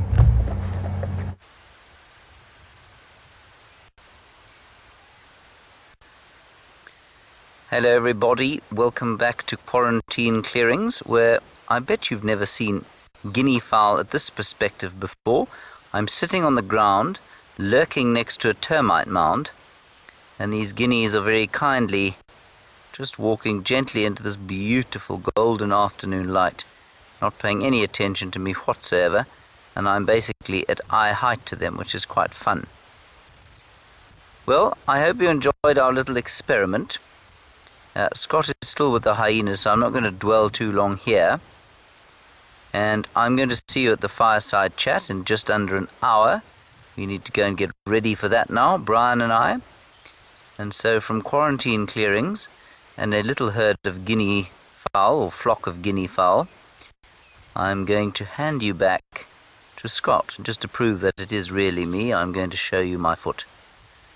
And a beautiful sunset and my size 7 boot. See you just now. Bye bye.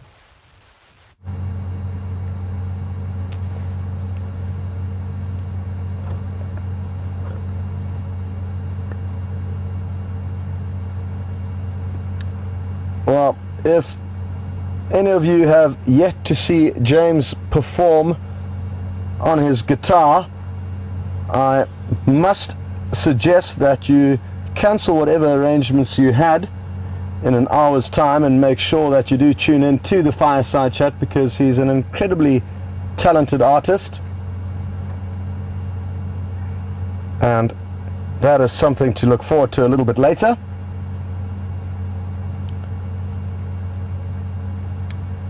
Now we've just got a report of a herd of elephants down at the Nkuhuma waterhole, and we're not far from there. So I think we should probably head off and then view them quickly. I think we may get lucky and watch them having a mud bath. And thereafter, we will head back to the buffalo kill. I have decided that it really is probably our best option to go there and not go back to the Nkuhuma Pride. There are some vehicles there and they are still fast asleep. So let's hope it stays that way and it doesn't turn into a tricky decision as where we should go. But it's not often we get to see an unattended buffalo carcass. that is just waiting to provide us with some awesome action if the hyena do in fact go there to feed on it.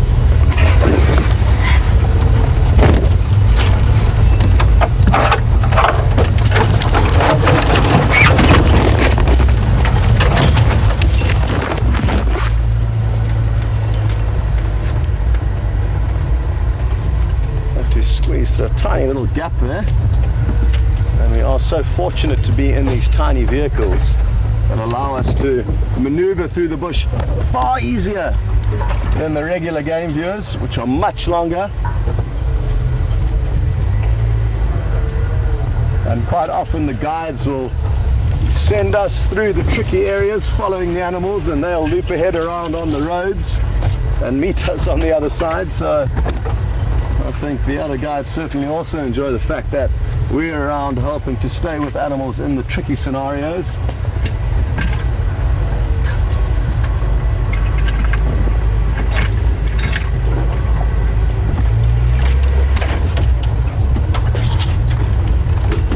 The breeze has died down and it's a dead still evening. You'll notice none of the leaves in the bushes are moving. Absolutely dead still.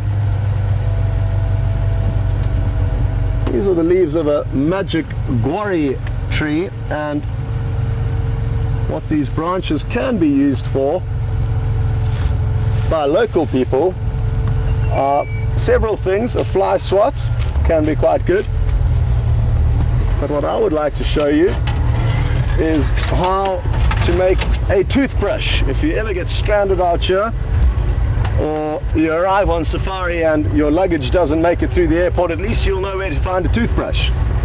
And what you need to do is peel the bark off, which you can do relatively easy, even with your fingernails.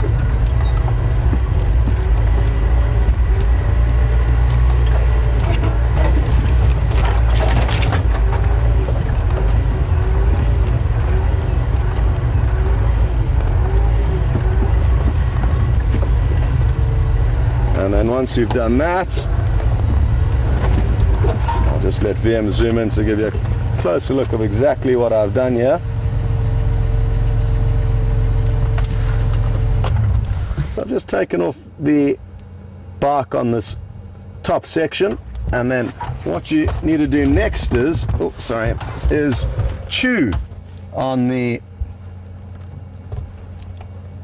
piece of bark like this.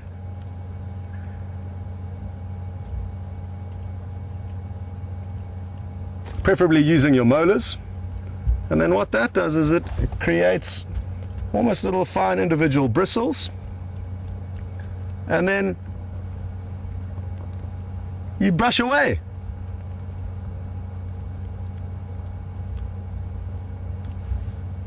Clean teeth, ready to go. There's a few little branches stuck in between them.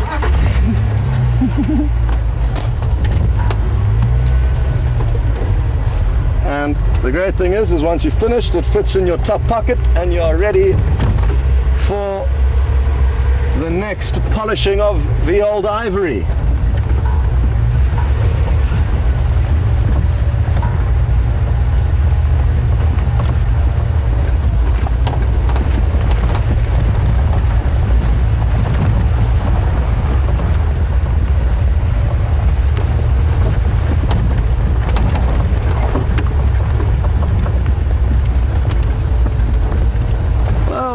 Matty, good to have you on board with us again.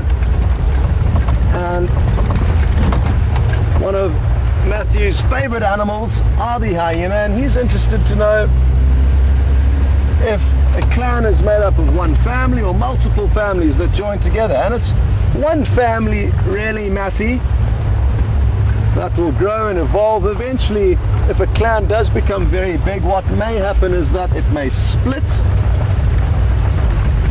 But very seldomly will new females be allowed into the clan. It's only new males that will come in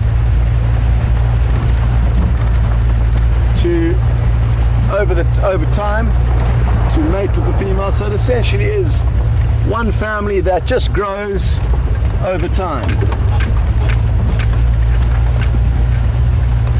But like I said, if any one clan does get too big, then what may happen is that the female who is second in charge, and remember Matty, the females are in charge with the hyena, not the males.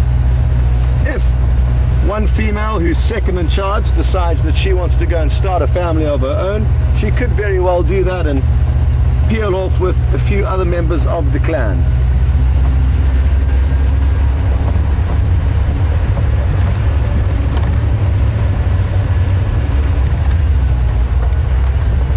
Like I said earlier, we are going to try and shoot off to get you a sighting of a herd of elephants, which are not far from us. Probably 2 or 3 minutes, unless we bump into anything along the way. There is a chance that we might, because we're going to be heading past the Gallagher waterhole on the way to the Nkuhuma waterhole. And who knows, maybe we'll find some elephants here. Or maybe the male leopard that was lurking in this area. Apparently it was Mvula that was seen very briefly last night by another one of the guides coming into Nkuhuma from Buffalo's Hook.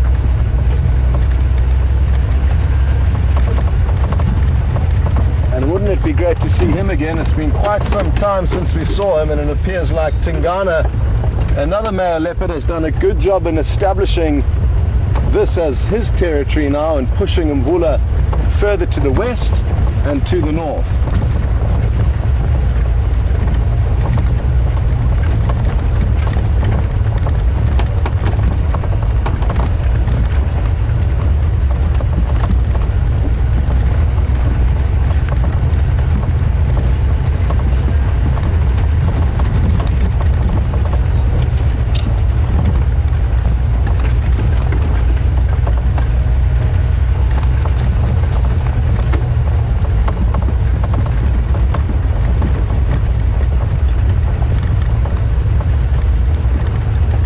Speaking of leopard, we've got a couple of questions through, one from Debbie and one from Anne, and they would like to know if Shadow and her cub Sindile have reunited, and if so, did anybody actually see them reunite?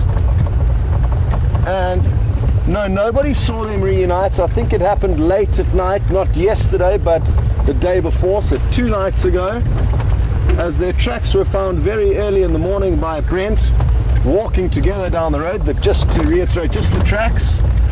And then they were found a little bit later on Sibambili. And then yesterday afternoon we saw him alone, and she had probably gone off to hunt again to try and find their next meal. But they did in fact reunite, but sadly no one got to see it, and we didn't actually get to show you the 2 of them together.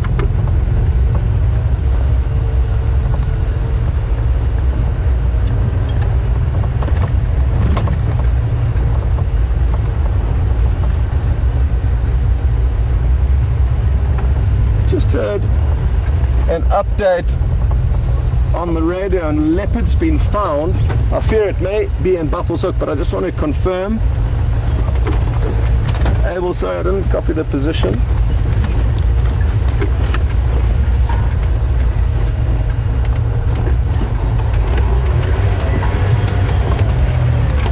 Could you go again? Didn't copy that?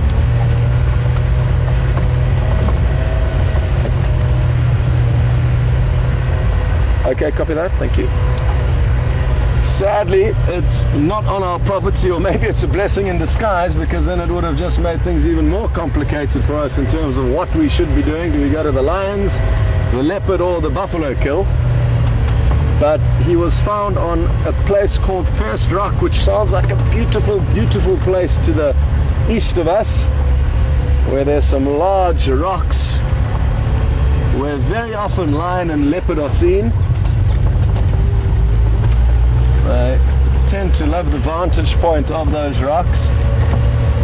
And the leopard that was found was Makombo, who we've only seen a handful of times in all of our time here.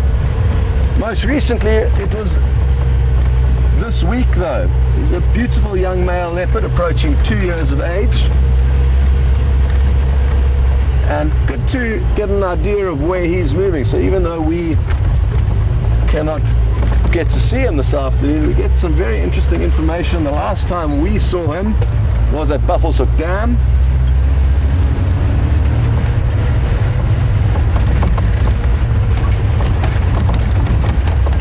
So it's good for us to know that the kind of north and eastern part of Djuma is going to be the places where we can expect to see him.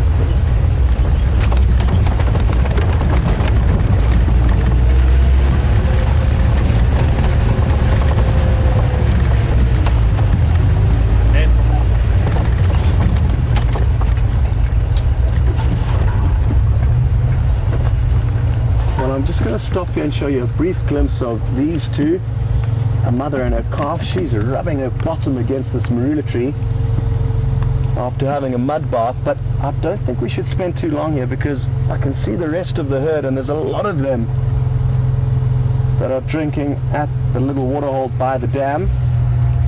Oh, but then the calf goes and tries to nurse, which complicates things. The mammaries of the elephants are under the front legs. Unlike most four-legged herbivores, where the mammary glands will be situated at the back. Oh, you little brat. Pushing mommy like that. Settle down, old girl. Settle down. Okay.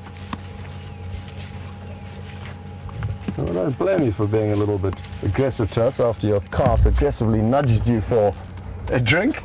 Wasn't that great to see? Obviously the mother wasn't having any of it. Let's see if we can get you to the rest of the herd quickly. It's going to be a beautiful, beautiful scene. The sun is beginning to set down to the west. And this is going to make for some great, great footage. You can see a few of them look like they're dust bathing already.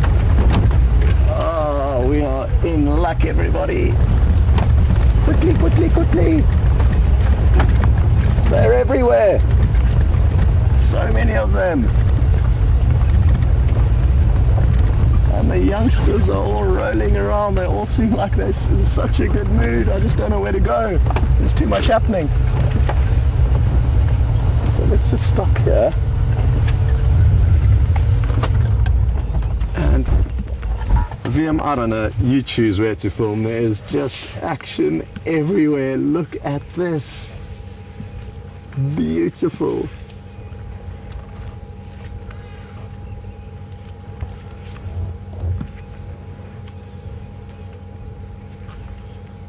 Look at the calf rubbing against the tree in the middle there.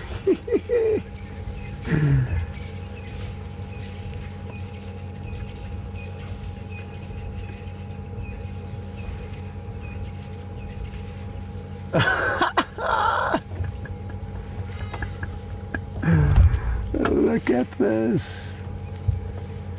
Too good.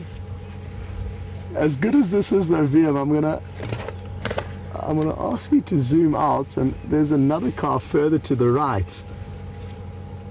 It's just behind this big cow in front of us. So as she disappears out of frame, there will be a surprise waiting for you there, and it's literally rolling itself around in the mud.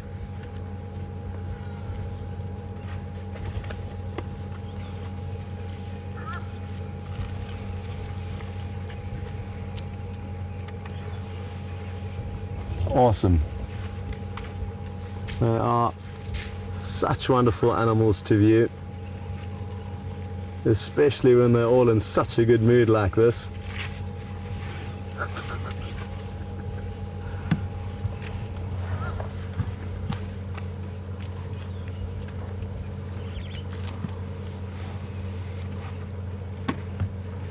And whichever guests were staying at Vuyatela Lodge. Had they have known this, they wouldn't have had to go out on game drive. You can see the lodge in the background there. They could have been sitting on the deck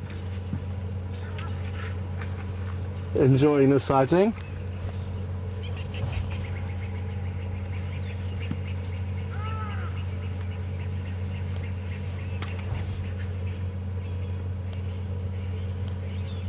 Now after they've bathed themselves in the wet mud, the next thing to do is to cover themselves in the dry dust, thus creating a thick layer of earth between their skin and the parasites trying to cause trouble for them. So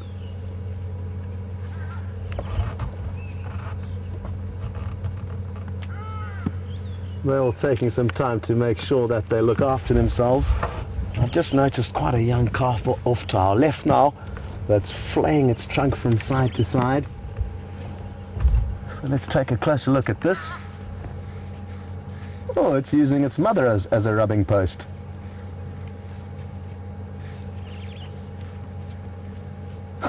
Look at its back leg.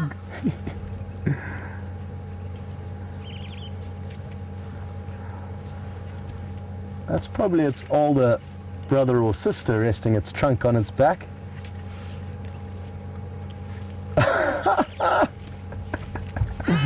Sandwiched between mommy and its sibling.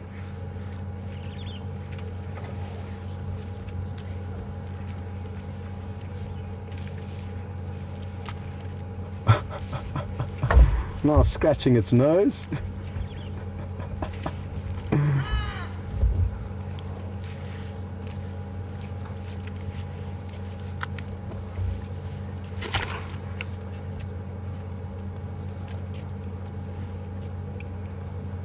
It is in a frenzy. It's having such a good time. It doesn't know which part of its body to rub or cover in dust. Look at how pretty the mother looks. It's like she's got makeup all along her trunk and her face.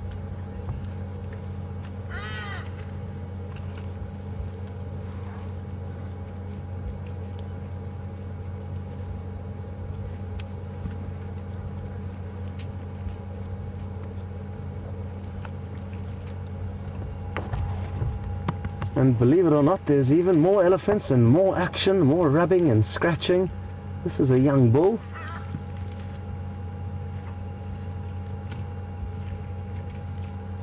He's utilizing this fallen down tree to scratch those hard to reach areas.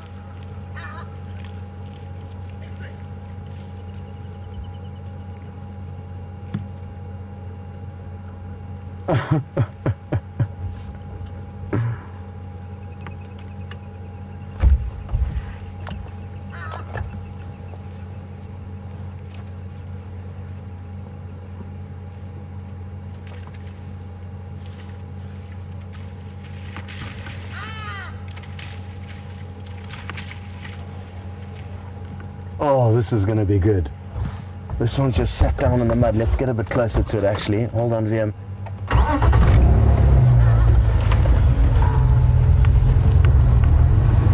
Let's see if we can't get you a little bit closer for the mud bath. Just keeping an eye on this female. As soon as I started the car, she kind of raised her head up and held out her ears, so we'll give her a wide berth. She's still giving us a little bit of attitude. Don't start now. Don't start. She's thinking about it. She's thinking about it. You see the way she's holding her head up high and holding her tail out. Hey. Don't start now. Hey. Please. We don't want to cause trouble. Now, rather than reversing, it's better to stand our ground now. There's lots of space for her to move in. But we do have to be cautious now, because moments like this could go bad very quickly.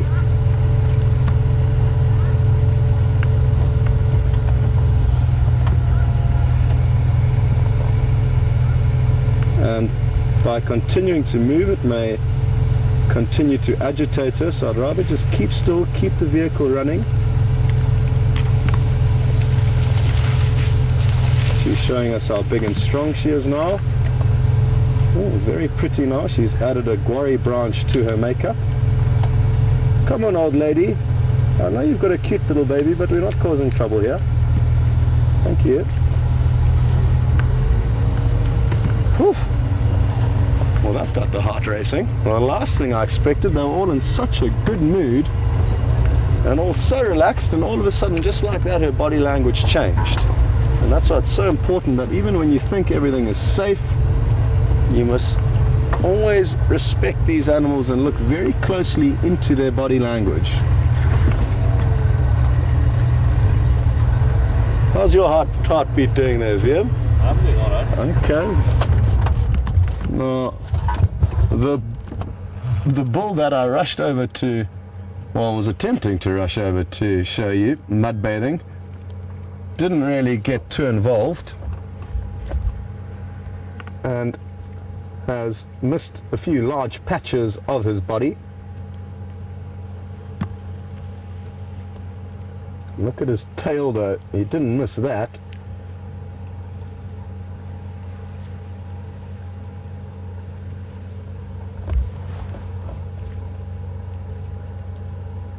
Now it's interesting because these elephants are all heading in the general direction of that dead buffalo, and if they smell it they may move into the area in order to chase away any predators. Now the peacekeepers are here and they don't like the carnivores too much and tend to chase them away and may be attracted to that buffalo kill by the smell. And my concern there is that we may experience some displaced aggression. They may get worked up because of the smell of death and take it out on us. So let's hope that they don't go there, because I think that's enough elephant action for one afternoon. If that female had have carried on charging towards the vehicle, my plan would have been to initially rev the engine, thus using noise to try and deter her. If that didn't work, I would hit the side of the car, so continue to use noise to deter her, but a louder, sharper, more harsh noise. Ah, look at how beautiful that one is bathing in the background. And if that didn't work, I probably would have driven the vehicle directly at her, just for a few meters, again revving the car very loudly and confronting her head on. And that often makes them think twice and stops them in their tracks. If we had have started reversing immediately, we would have given her the false sense of dominance, and it's when you do that that they can often continue charging and build up courage as you keep reversing. Now each scenario will be very different in terms of what you should and what you shouldn't do, and I guess different people will have different theories, so that is just what I would have done in this specific scenario. But it is important to remember that each scenario is very different, and different guides will have different theories or tactics to employ in these dangerous situations. Well, what a wonderful sighting, and thank you very much to all of the viewers who alerted us to this scene, which was captured from the Nkuhuma waterhole camera, which is situated in this tree right here. I'll just stop very quickly to allow VM to zoom you in. So there's the camera there, that little white box. Gonna give it a friendly wave and then continue on.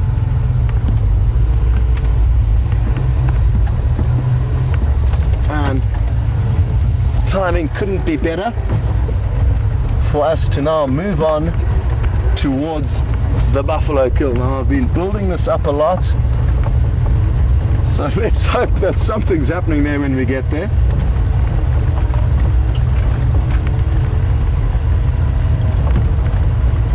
Are there any stations currently with Inyari Bamba?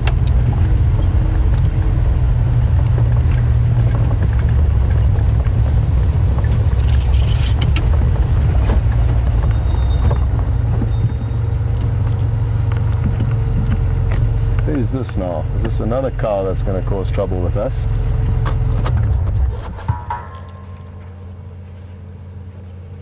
Nope. Little bit of attitude, but nothing as serious as the last one. And I just need to make sure that same female that did get a little bit worked up earlier isn't around one of these bushes. I don't want to put any unnecessary pressure on her.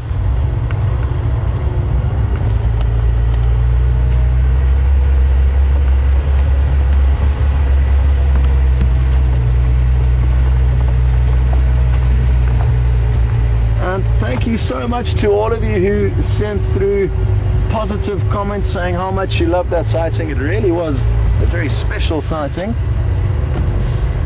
and I thoroughly enjoyed it too. And to Donna, who was impressed at how calm I stayed, trust me, my heart was racing, because I know how very quickly those situations can turn nasty. I'm just wondering now if I've seen that same female again. That's why I'm driving very slowly. Yep, I can see a tiny baby running across the road there towards her. So we're gonna stay right where we are here. Not the best view, and you can see Mommy's having a dust bath, continuing to put her makeup on. And it looks like the calf has come back excitedly, urging her to carry on.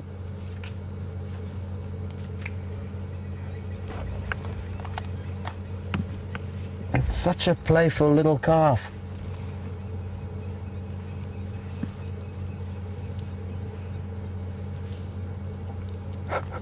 Well, an interesting comments just come through from Mischian and Gilly saying that maybe she charged me because I called her an old lady, and you're 100% correct. I don't think she is an old lady, but look at how beautiful this is.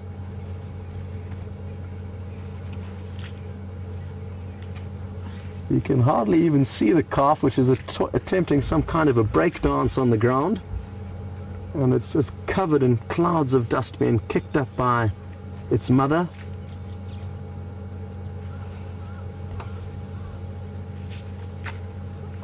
Look at its trunk. Young elephant calves and their trunks are hilarious. They seem to almost be enemies because they don't have good control over them, and they shake their head from side to side, as you saw there, with their trunks slapping them on each side of their face.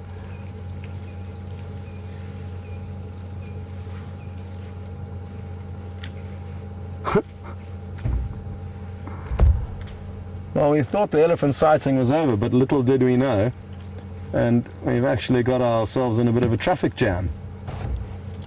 Not a major though. There's still enough time for us to get to that buffalo carcass, and everything happens for a reason out here. Look at how far the dust has spread as VM zooms out. I mean, that's incredible.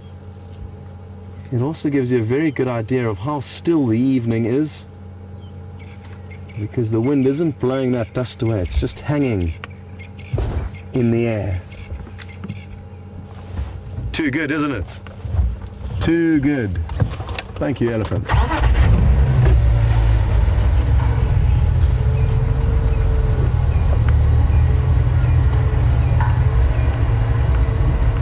Well, I just want to try and get into a position to watch this calf run after its mother. Here it goes.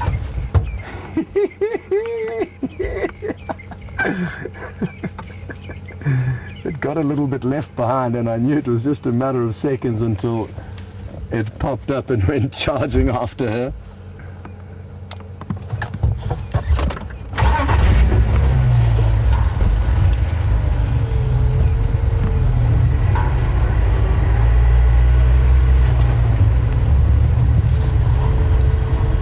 So 25 minutes until the fireside chat. Just a reminder, you can send through some questions now if you would like for us to answer during that chat. And like I said earlier, you can send us through questions on kind of anything that's not necessarily topical with what's going on at the moment.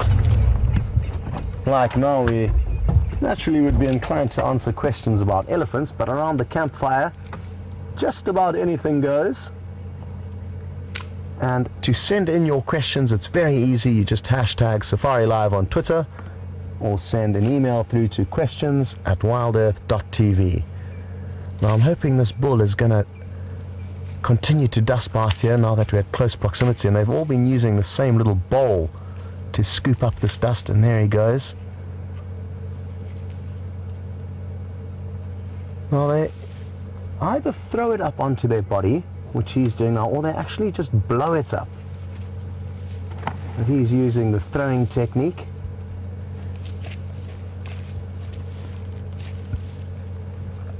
Now, I'd be much more comfortable if this big boy charged us than if a mother would.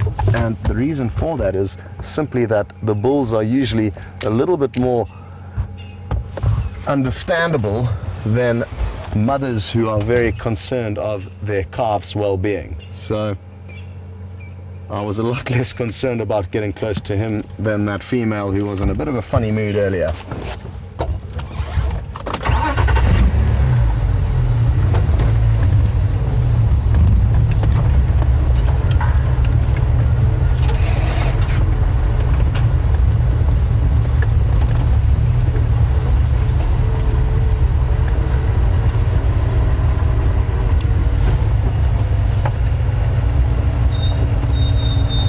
Having said that though, I will still keep my distance. I don't want to antagonize this bull and aggravate him in any way,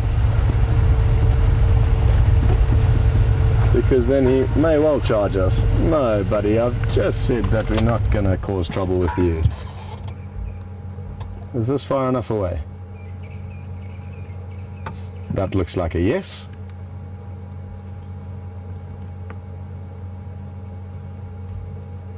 We're not in the most favorable position to be in, because we're in a slight dip and he's going to have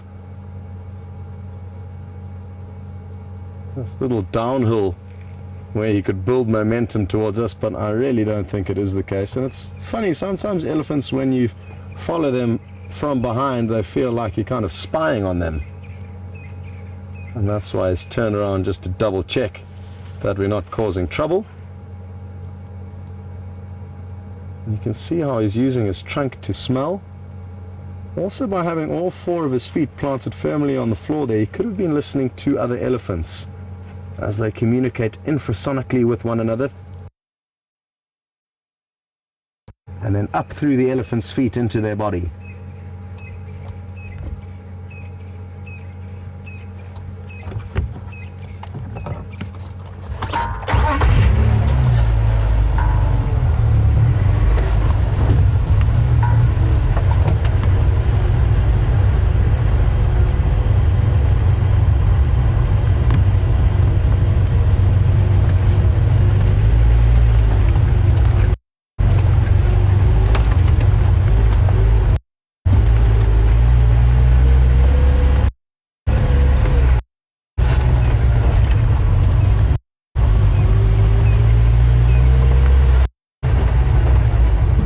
Thankfully for now, it seems like the traffic jam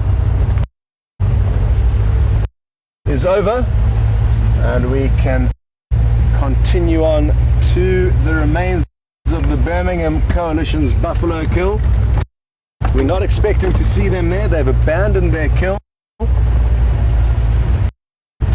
In all likelihood to continue their quest to acquire more territory in this area.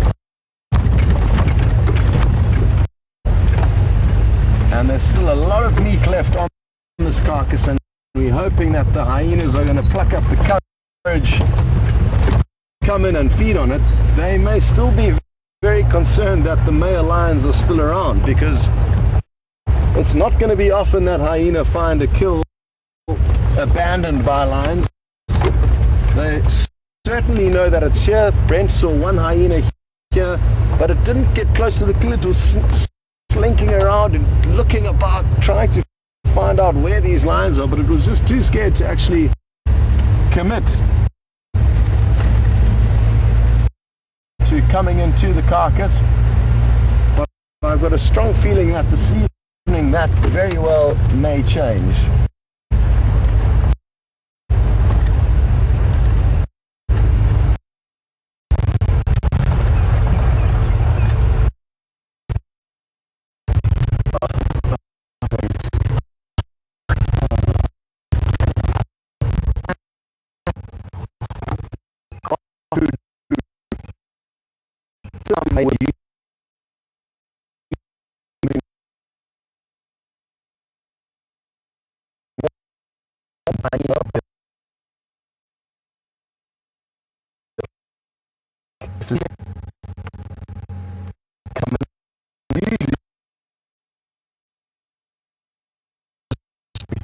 a lot of bones and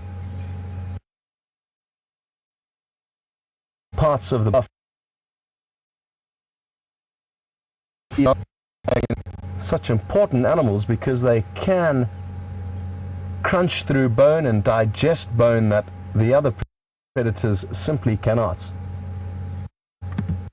In this case, they are going to have an absolute feast because, as you can see, a lot of the kill has not been touched. The whole front half of this buffalo, which will have a lot of meat on it, will all be waiting for the first hyena who gets here. And when the hyena do get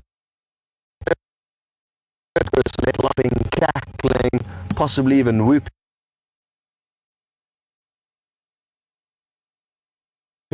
Nkuhuma pride.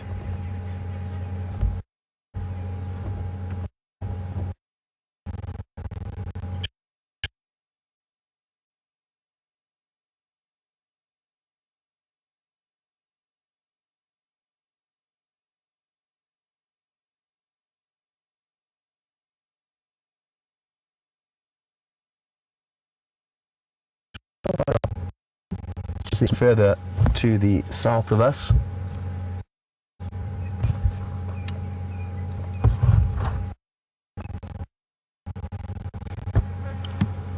Well,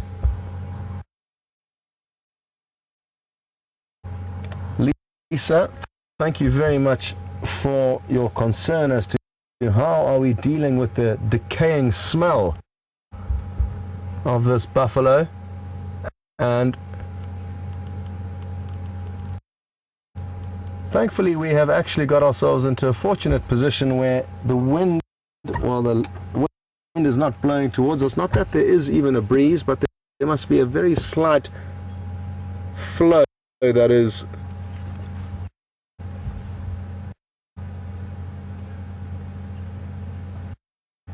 not blowing in our direction, so I can't.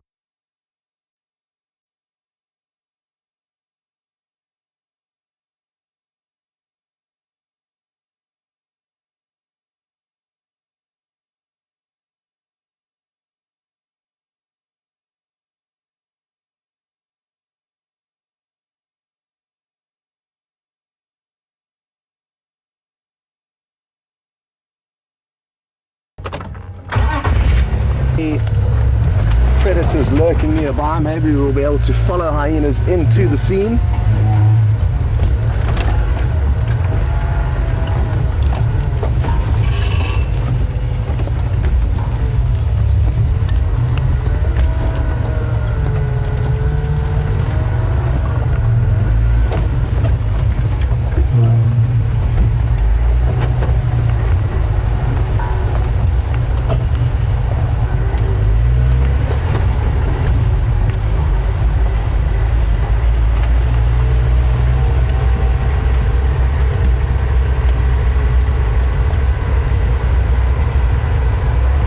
So, what I'm going to do is, like I said, just drive around this general area and maybe, just maybe, we will get to see some hyena making their way into the carcass.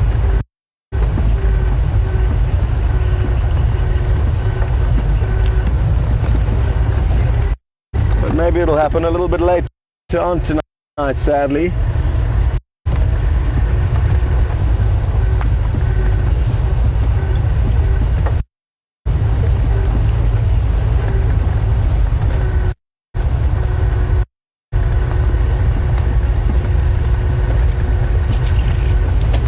Just got a good question through from Mel Sue, and she's interested to know why are the animals avoiding this kill. And it's not that they're avoiding it.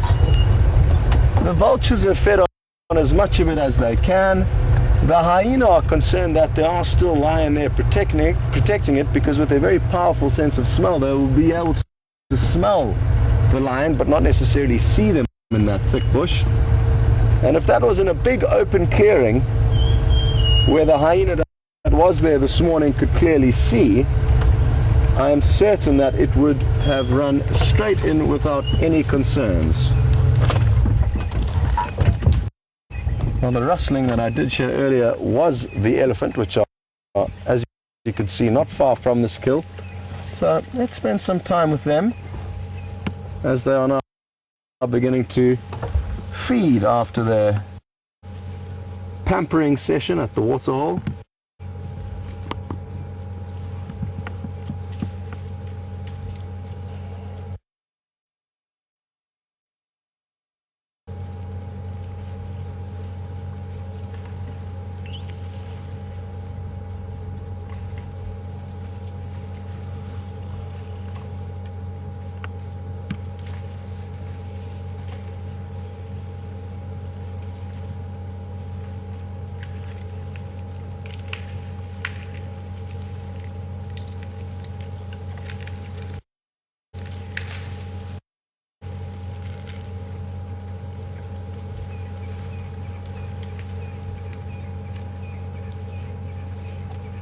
It's usually in the next kind of 15 minutes or so that the birds really start beginning to call, and we get the benefits of the evening chorus from the daytime birds as well as the night chorus of the nocturnal birds kind of merging. So you get a double whammy of bird song, and it really is a wonderful, wonderful time of the year for bird song, and it will continue to increase as more and more migratory birds arrive. You can hear snapping branches as elephants feed further up ahead of us. But for now, it's mainly the francolin that we can hear. But any time from now, the pearl-spotted owlets, African scops owl will start calling.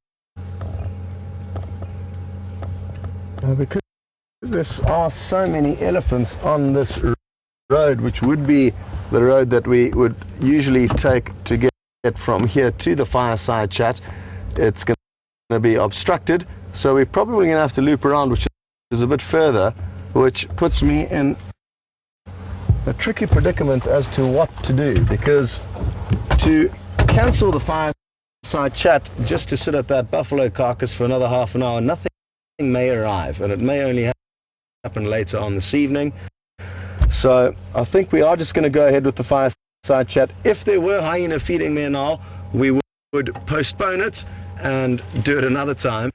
But I think it is going to be worth our while to start heading across to the Fireside chat. Trust me, if I thought any action was going to unfold in the very near future, I would make sure to stay there.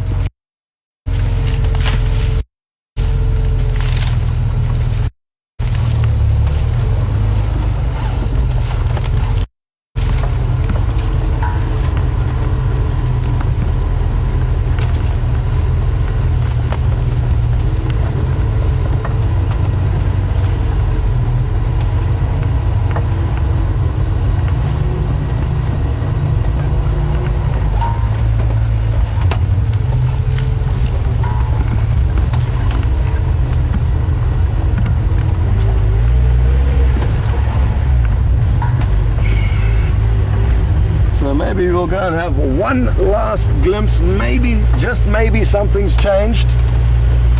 Failing that, we will start making our way slowly towards James. We will have the fire going already. And it is always great fun doing something a little bit different at the end of every week and sitting around the campfire with all of you. And I'm certainly looking forward to it. And as I did mention earlier, it's a great opportunity to see James show off his talent on the guitar. And singing, I must say. Not just a guitarist, but also a great singer.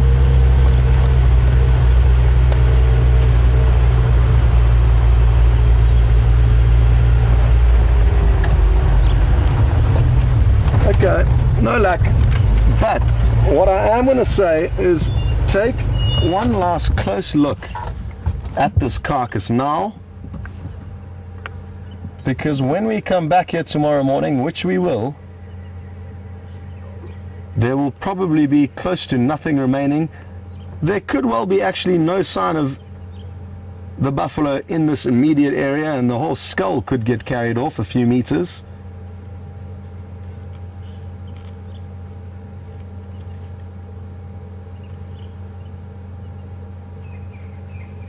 And rest assured, nothing here is going to go to waste, and it's going to be a very interesting scene to come and have a look at tomorrow morning.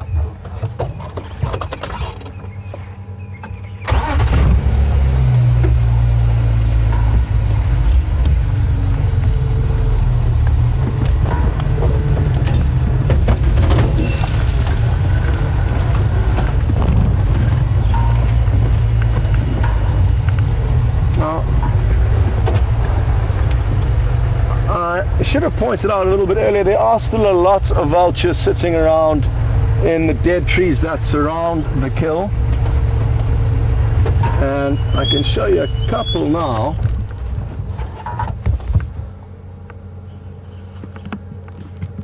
And you can often be misled by vultures because they're not necessarily sitting very close to the kill, because they like dead trees that are easy to land in and take off out of.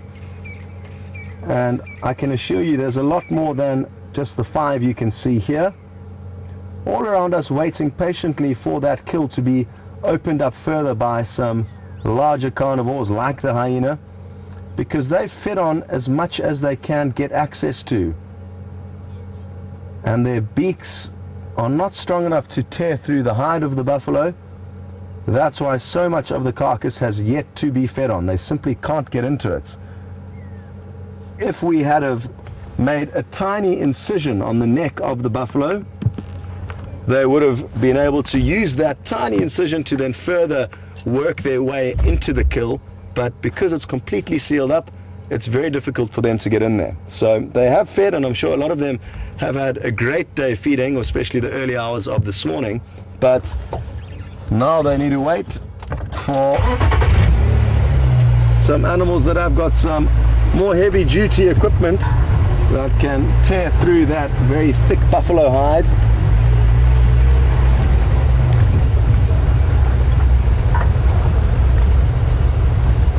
And I'm certain tomorrow morning you'll be heading out with James, and he will hopefully be able to share some visuals of these vultures feeding on the scraps of this buffalo.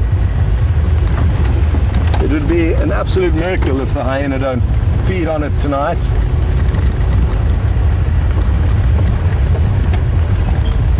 And that'll give the vultures one last opportunity to come in and clean off the little tidbits between the ribs where the hyena cannot get to.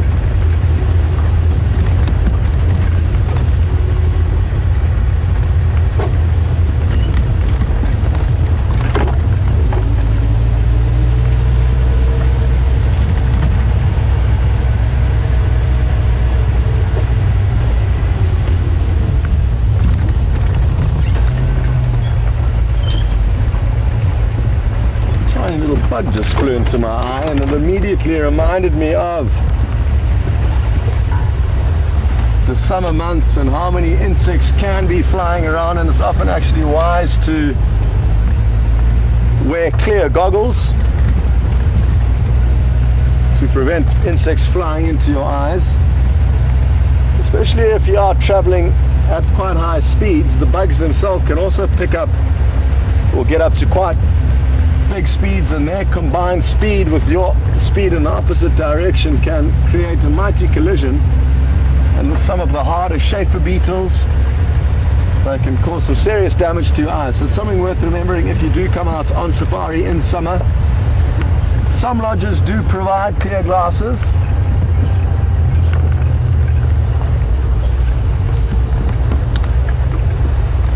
But others do not, so it's safest just to bring a pair of your own.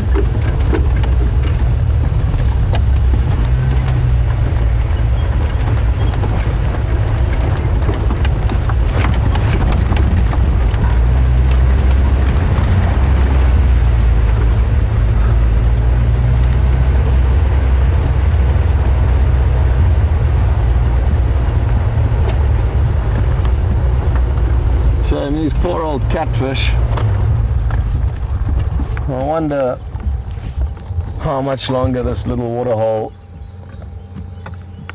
will remain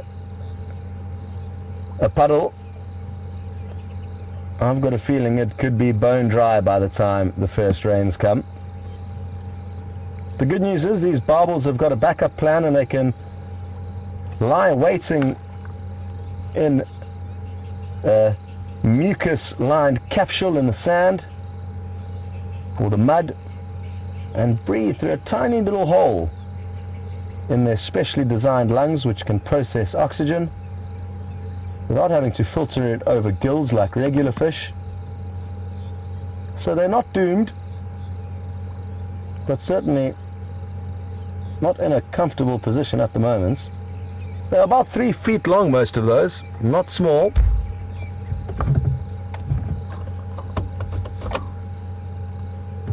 And I think Brent actually mentioned today that a massive catfish, the same species as this, the sharp-toothed catfish, was caught quite recently on the Orange River in South Africa, and it weighed 87 kilograms, which is almost 180 pounds.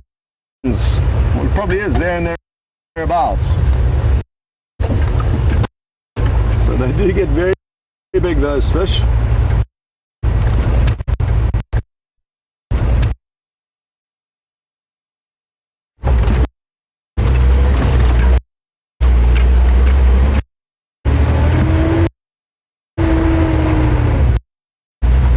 Okay, so we are very, very close to the campfire.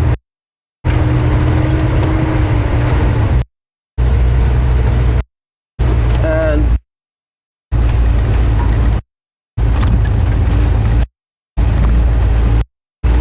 looking forward to sitting down with all of you and James on this beautiful, beautiful evening. The Nkuhuma Pride aren't too far away, so maybe they'll pop in for a visit too. We haven't had any lions visit us at the Fireside chat yet.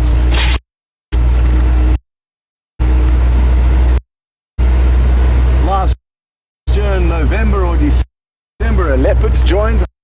That was Nkuhuma. And we've had a few hyena, but no lion yet.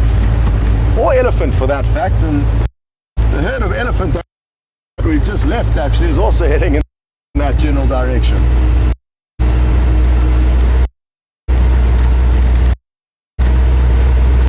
Thankfully though, the noise we make and the lights we've got erected and the fact that there's a big fire there is usually a deterrent for most animals.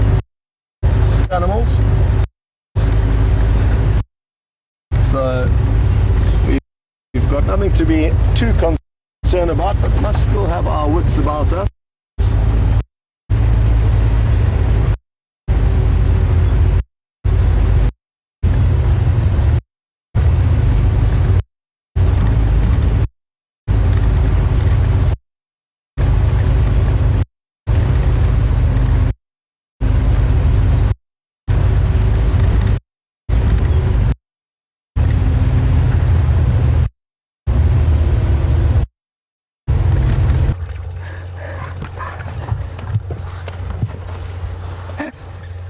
This is unbelievable.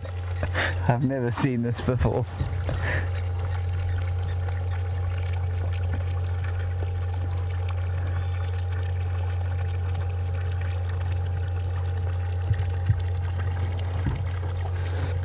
Hello? It doesn't smell much better after Hi. I've never had an adult hyena do that. It's just sub-adult, but having a great time frolicking in the water. There we go. Tails up in greeting. Maybe they found something.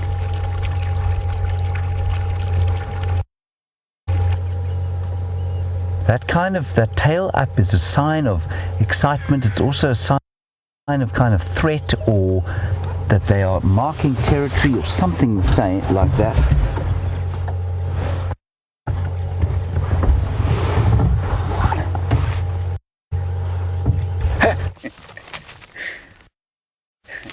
Hello everybody, well, welcome again to the Fireside chat, and this time we're actually next to the fire, which is quite exciting. Wonderful hyena interaction. You've seen the clip. What do you think was going on there? It's hard to say. I think it was pure joy that those hyena were showing us. They were, like James said, like two playful Labradors let out into a river. Great analogy. And I wonder what it is that got them so excited. I thought possibly the fresh water that was coming out of that pipe. Yeah. That's abnormal for them. So that kind of new sort of thing to drink. Yeah. I mean, when we did spot them, Viam and I were, I think it was Viam and I, we were way below the dam wall, or not the dam wall, we were in the depression, and we just heard this tremendous splashing, and initially thought it must be an elephant or something, and then we just saw the head of this exuberant hyena bobbing up and down. And then they did that very odd sort of territorial thing, where they flicked their tails up, which is always amusing to watch. And we went to look what they had been smelling, and we couldn't find anything. So perhaps some other hyena had anal pasted. That's a really horrible thing to have to say on television. Anal pasted onto, I've said it again, onto the ground, and that's perhaps what they were getting excited about. I'd say, would you say they were sub-adults? Yeah, they did look like sub-adults to me. Another thing, I mean, possibly anal pasting, definitely like James says, but even if an animal had have simply walked there, they can really pick up that smell. I remember once an incredible sighting in the Sabi Sands with a male cheetah, and it was in a massive open grassy clearing, and we lucky enough got to spend the afternoon with this cheetah, and it got up and moved several times in the course of the afternoon. Get up, moved a couple of 100 meters, lay down. And because we followed it along this pathway, we knew exactly where it had moved.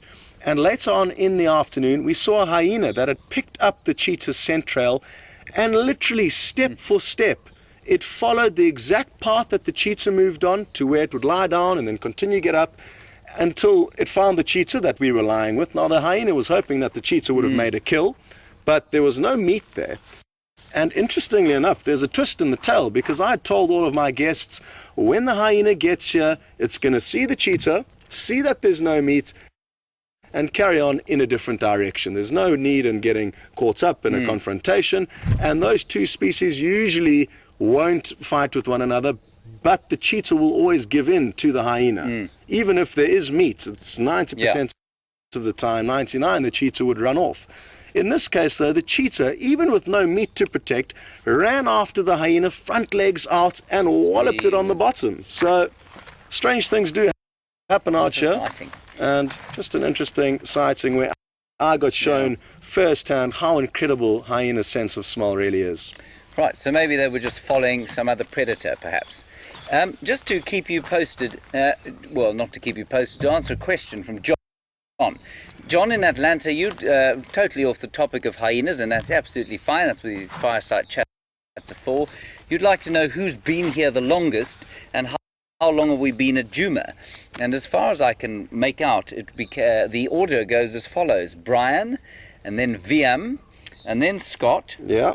And then Andrew, Yep. and then Brent came along, and then Tara and Nikki, correct? Or Nikki, and Tara. And then I came quite a long time after that. So that's basically the order of it, John. And how long have we been at Nkuhuma? I think we've been there, I think we've been here about 9 months, if I'm not mistaken. 10 months. Sorry, I'm being waved at frantically out of the darkness by Brian, who's telling me that we are, in fact, have been here for 10 months. And That's it's been it, a John. great 10 months, and what I'm really looking forward to is finishing the circle of when we started late last summer, which is where we're really approaching now, and we're going to get to see the full change of the seasons. Obviously, there's been some incredible sightings and interactions and stories along the way. But to have that full cycle of one full year in the bush, in the same location, is something that I look forward to completing with all of you.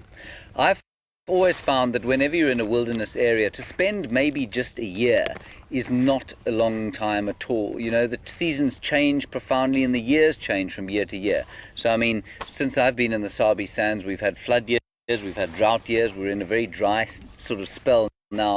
So in order to fully understand a place, you really do need to spend quite a lot of time here. Exactly.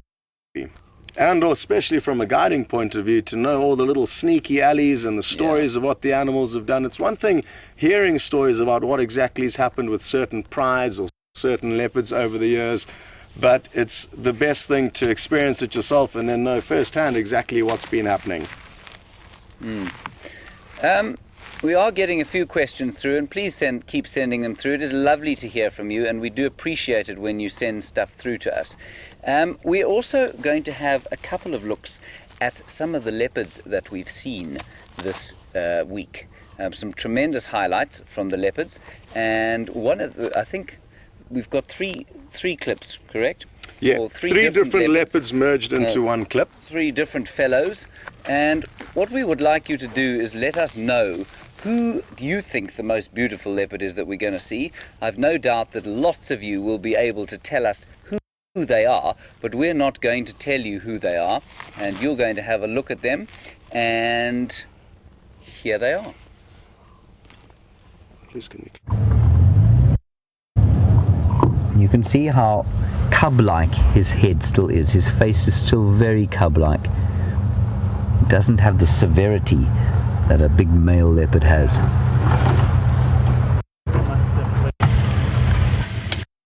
And definitely not only a firm favorite of all our viewers, but definitely a firm favorite of all of us from the WildEarth team. Isn't that wonderful? Now, I must just tell you that I don't know who that is yet. We've just got here. Beautiful. Look how dark, look how golden he is.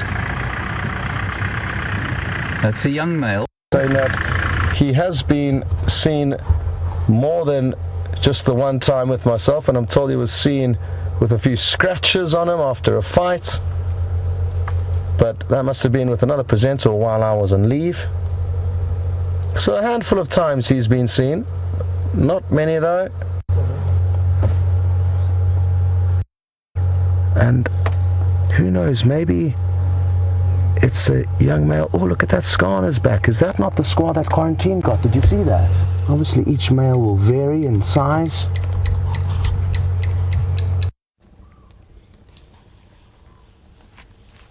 Well, aren't we all so lucky to have seen not one, not two, but 3 different male leopards this week.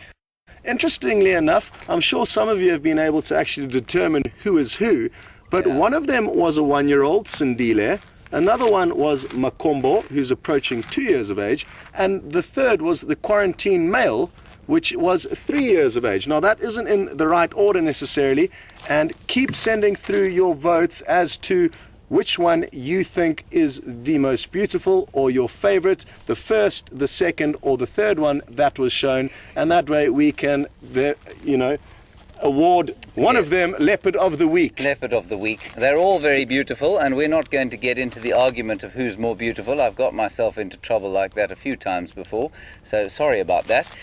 But what I think is quite interesting, that we're not going to tell you who they were, but Sindile for me is my favorite at the moment, because as I arrived, he was sort of the youngest leopard and one of the first leopards that I saw here.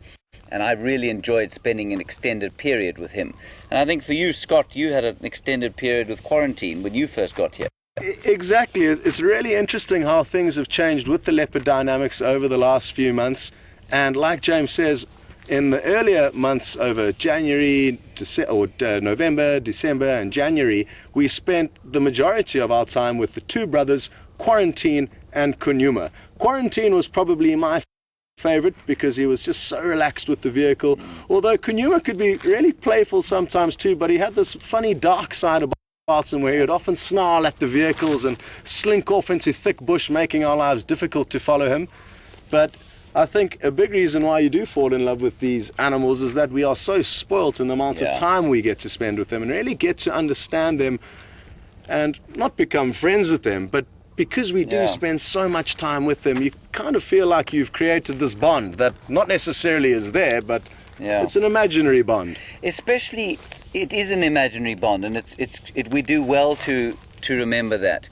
So it's really impressive, not impressive, it's really important that the time that we spend with them is not some sort of not confused with developing a bond like you might with a domestic animal. But that said, a young male leopard is the most fun to be around. When they're little, between sort of Sindile's age and up to sort of Makombo's age, Quarantine's now beyond that. He's not, if you look at Sindile's face, he's got a kind of gentleness about him that only comes with the youth. And Quarantine is now beyond that. He's into adulthood. He's definitely not very big yet, but he will get bigger, I'm sure, like his father, Mvula, who's not enormous, but he's certainly much bigger than Sindile is.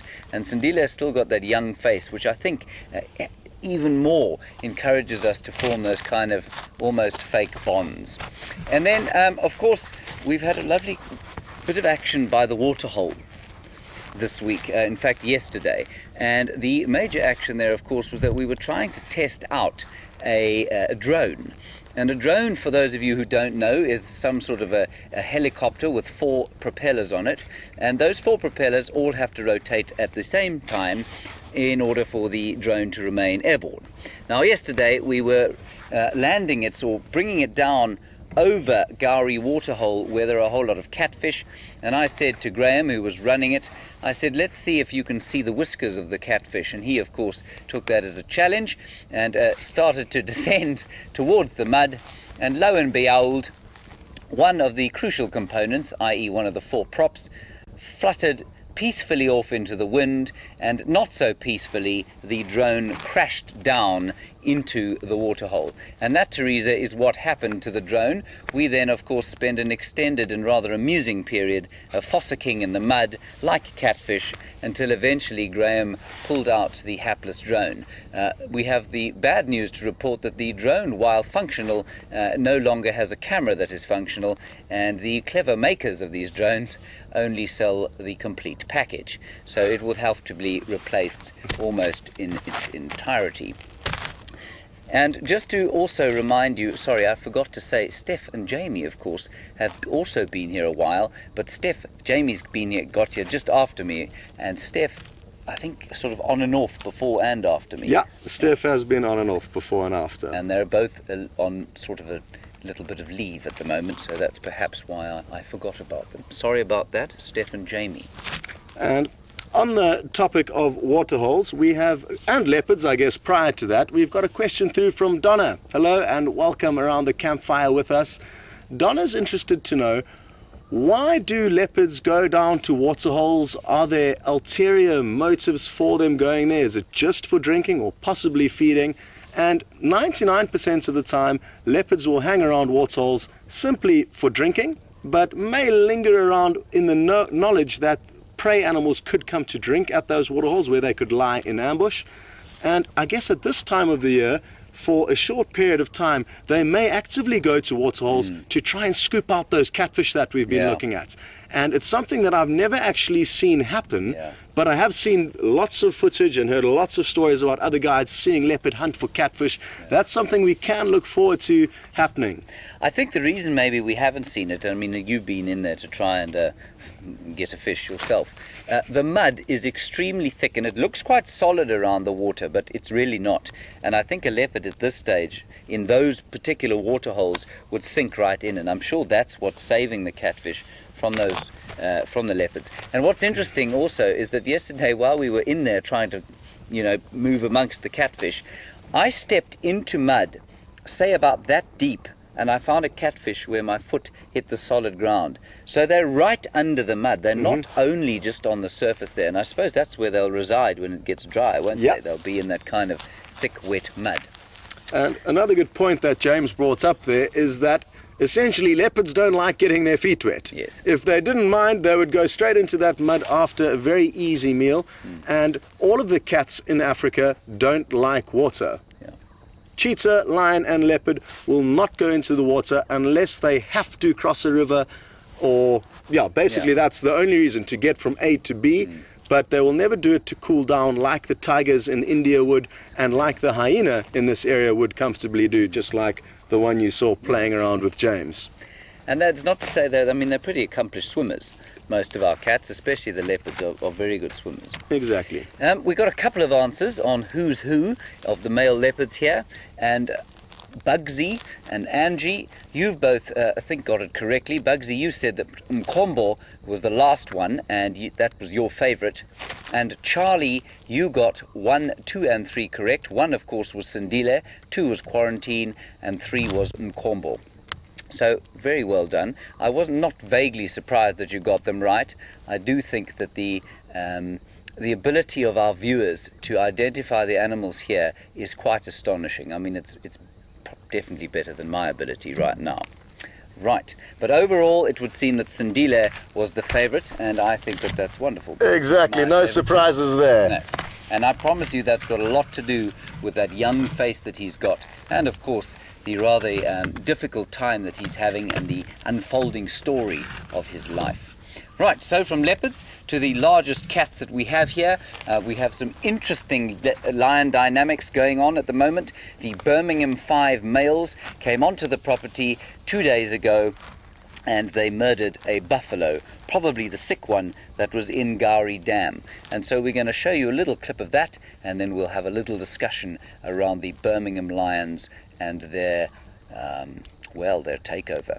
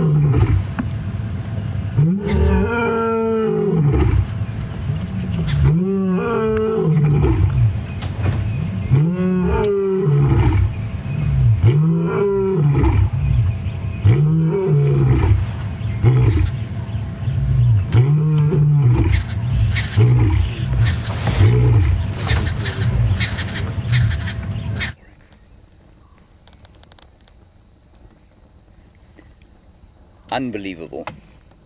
To have heard those lions screaming like they were at that kill was just very, very special. And they are in the midst of taking this territory from the Matimbas. And I think we're all in agreement, while blood has not been shed yet, it may still be shed. But I don't think we're under any illusions as to what the outcome there will be. Exactly, and like James says, that's their main focus at the moment. Obviously, it's very important for them to feed themselves, but they are going to be hugely driven to try and overthrow and continue to maraud through this area, stamping their authority. And we can help answer Adrien's question, who has been interested to know why would they abandon this carcass. There's still so much meat on it, and you're right, it's such bizarre behavior from lion, but we have got in this very unique stage with the pride takeover where strange things will happen, and because they feel that they had enough food in their bellies, they could abandon that buffalo, catch another one another day, and head south to continue chasing and confronting the Matimbas. Yeah, and I think they were roaring all the way around the dam until probably about 11 o'clock last night. And then we just heard the roars starting to move further and further and further south. And we tracked them south across the boundary today. We know the Matimbas have headed into Malamala, which is south of us, or 2 farms south of us. And so that's definitely, I think, why they left that kill. Exactly. Yeah. There's a strong chance they could have heard the Matimba males calling and thought, no, we're not going to accept this. We're going to leave our kill and go tell these Matimba boys that we are on the way and we're in the area and we mean business. Yeah. And then a nice question from Sarah. Why is there nothing else feeding on the carcass? Well, the vultures are certainly having a go. They've eaten what they can. I think the interesting thing is, why are the hyenas not eating it? And especially as it's so close to their den. Sarah, I don't have a real answer for you, other than to say that the buffalo was quite emaciated, and if you look at the forequarters, which you can definitely see in that clip that we saw, there's not a lot of meat on them. I can only think that it's tough and leathery, and all of the good bits, basically all the organs, are definitely gone. Probably quite a lot of the hindquarters. I haven't been around the side, have you? No. So I don't know how much of the hindquarters have been taken, but I think probably quite a lot of them. And over the course of time, as the skin softens in the sun, it will eventually become easier to tear. I think the hyenas will go back there and they will eat there. Difficult to say why they haven't descended in numbers, because it is now smelling, of course, like the bowels of hell, and so there's no reason for them not to know that it's there. So why they haven't had a go at it, I really couldn't say. Do you not think it's got something to do with the vegetation in that area? Yeah? It's so thick that imagine if you're a hyena and you walking around eye level in this thick bush without a vantage point like us standing up or in the vehicle. You don't know where those big male lions are, but you can smell them. So you're going to be very, very skeptical to go in there. And like Brent said with his sighting this morning, there was a hyena and it was literally looking, trying to work out, are the lions still here? And it couldn't pluck up the courage to actually go in and feed on that kill. But I think tonight will be different. That's just my thoughts, but we'll have to wait till the morning to find out whether or not they are in fact going to go in to finish off that kill. I think that's actually a brilliant thought. Yeah, I hadn't even thought about that.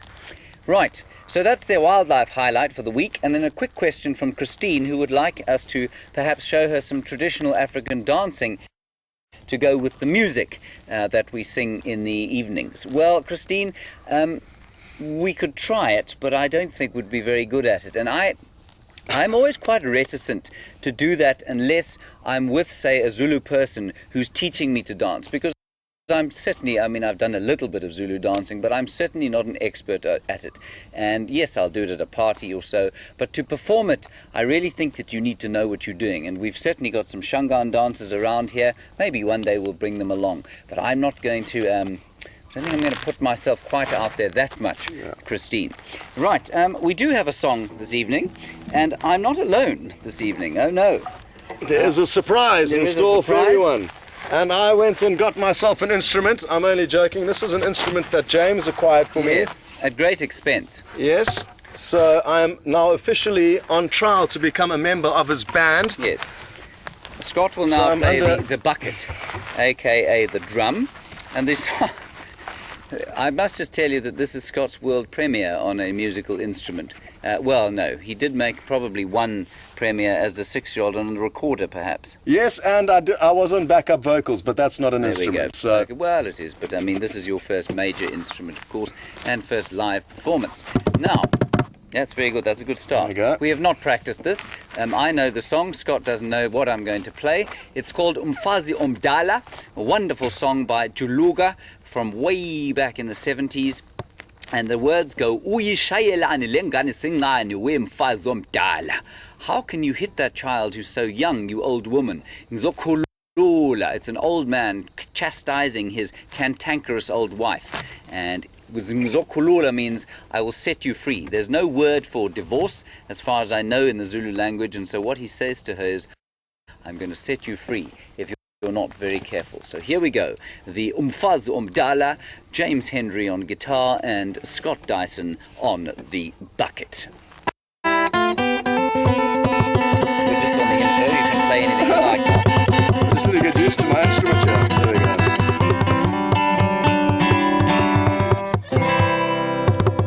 Very good. I think it's pretty good. Yeah.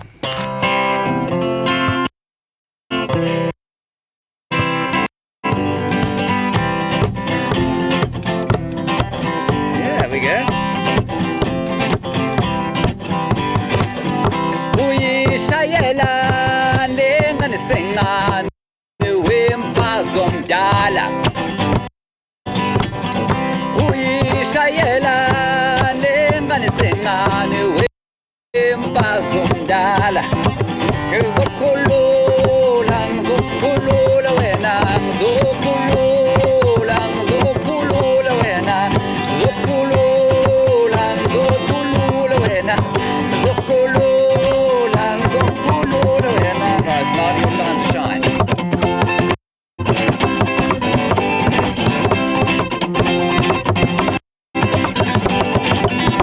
Uyishayela nenganisengane wemfazi omdala. Uyishayela nenganisengane wemfazi omdala. Ngizokhulula, ngizokhulula wena, ngizokhulula, ngizokhulula wena, ngizokhulula, ngizokhulula wena, ngizokhulula, ngizokhulula wena.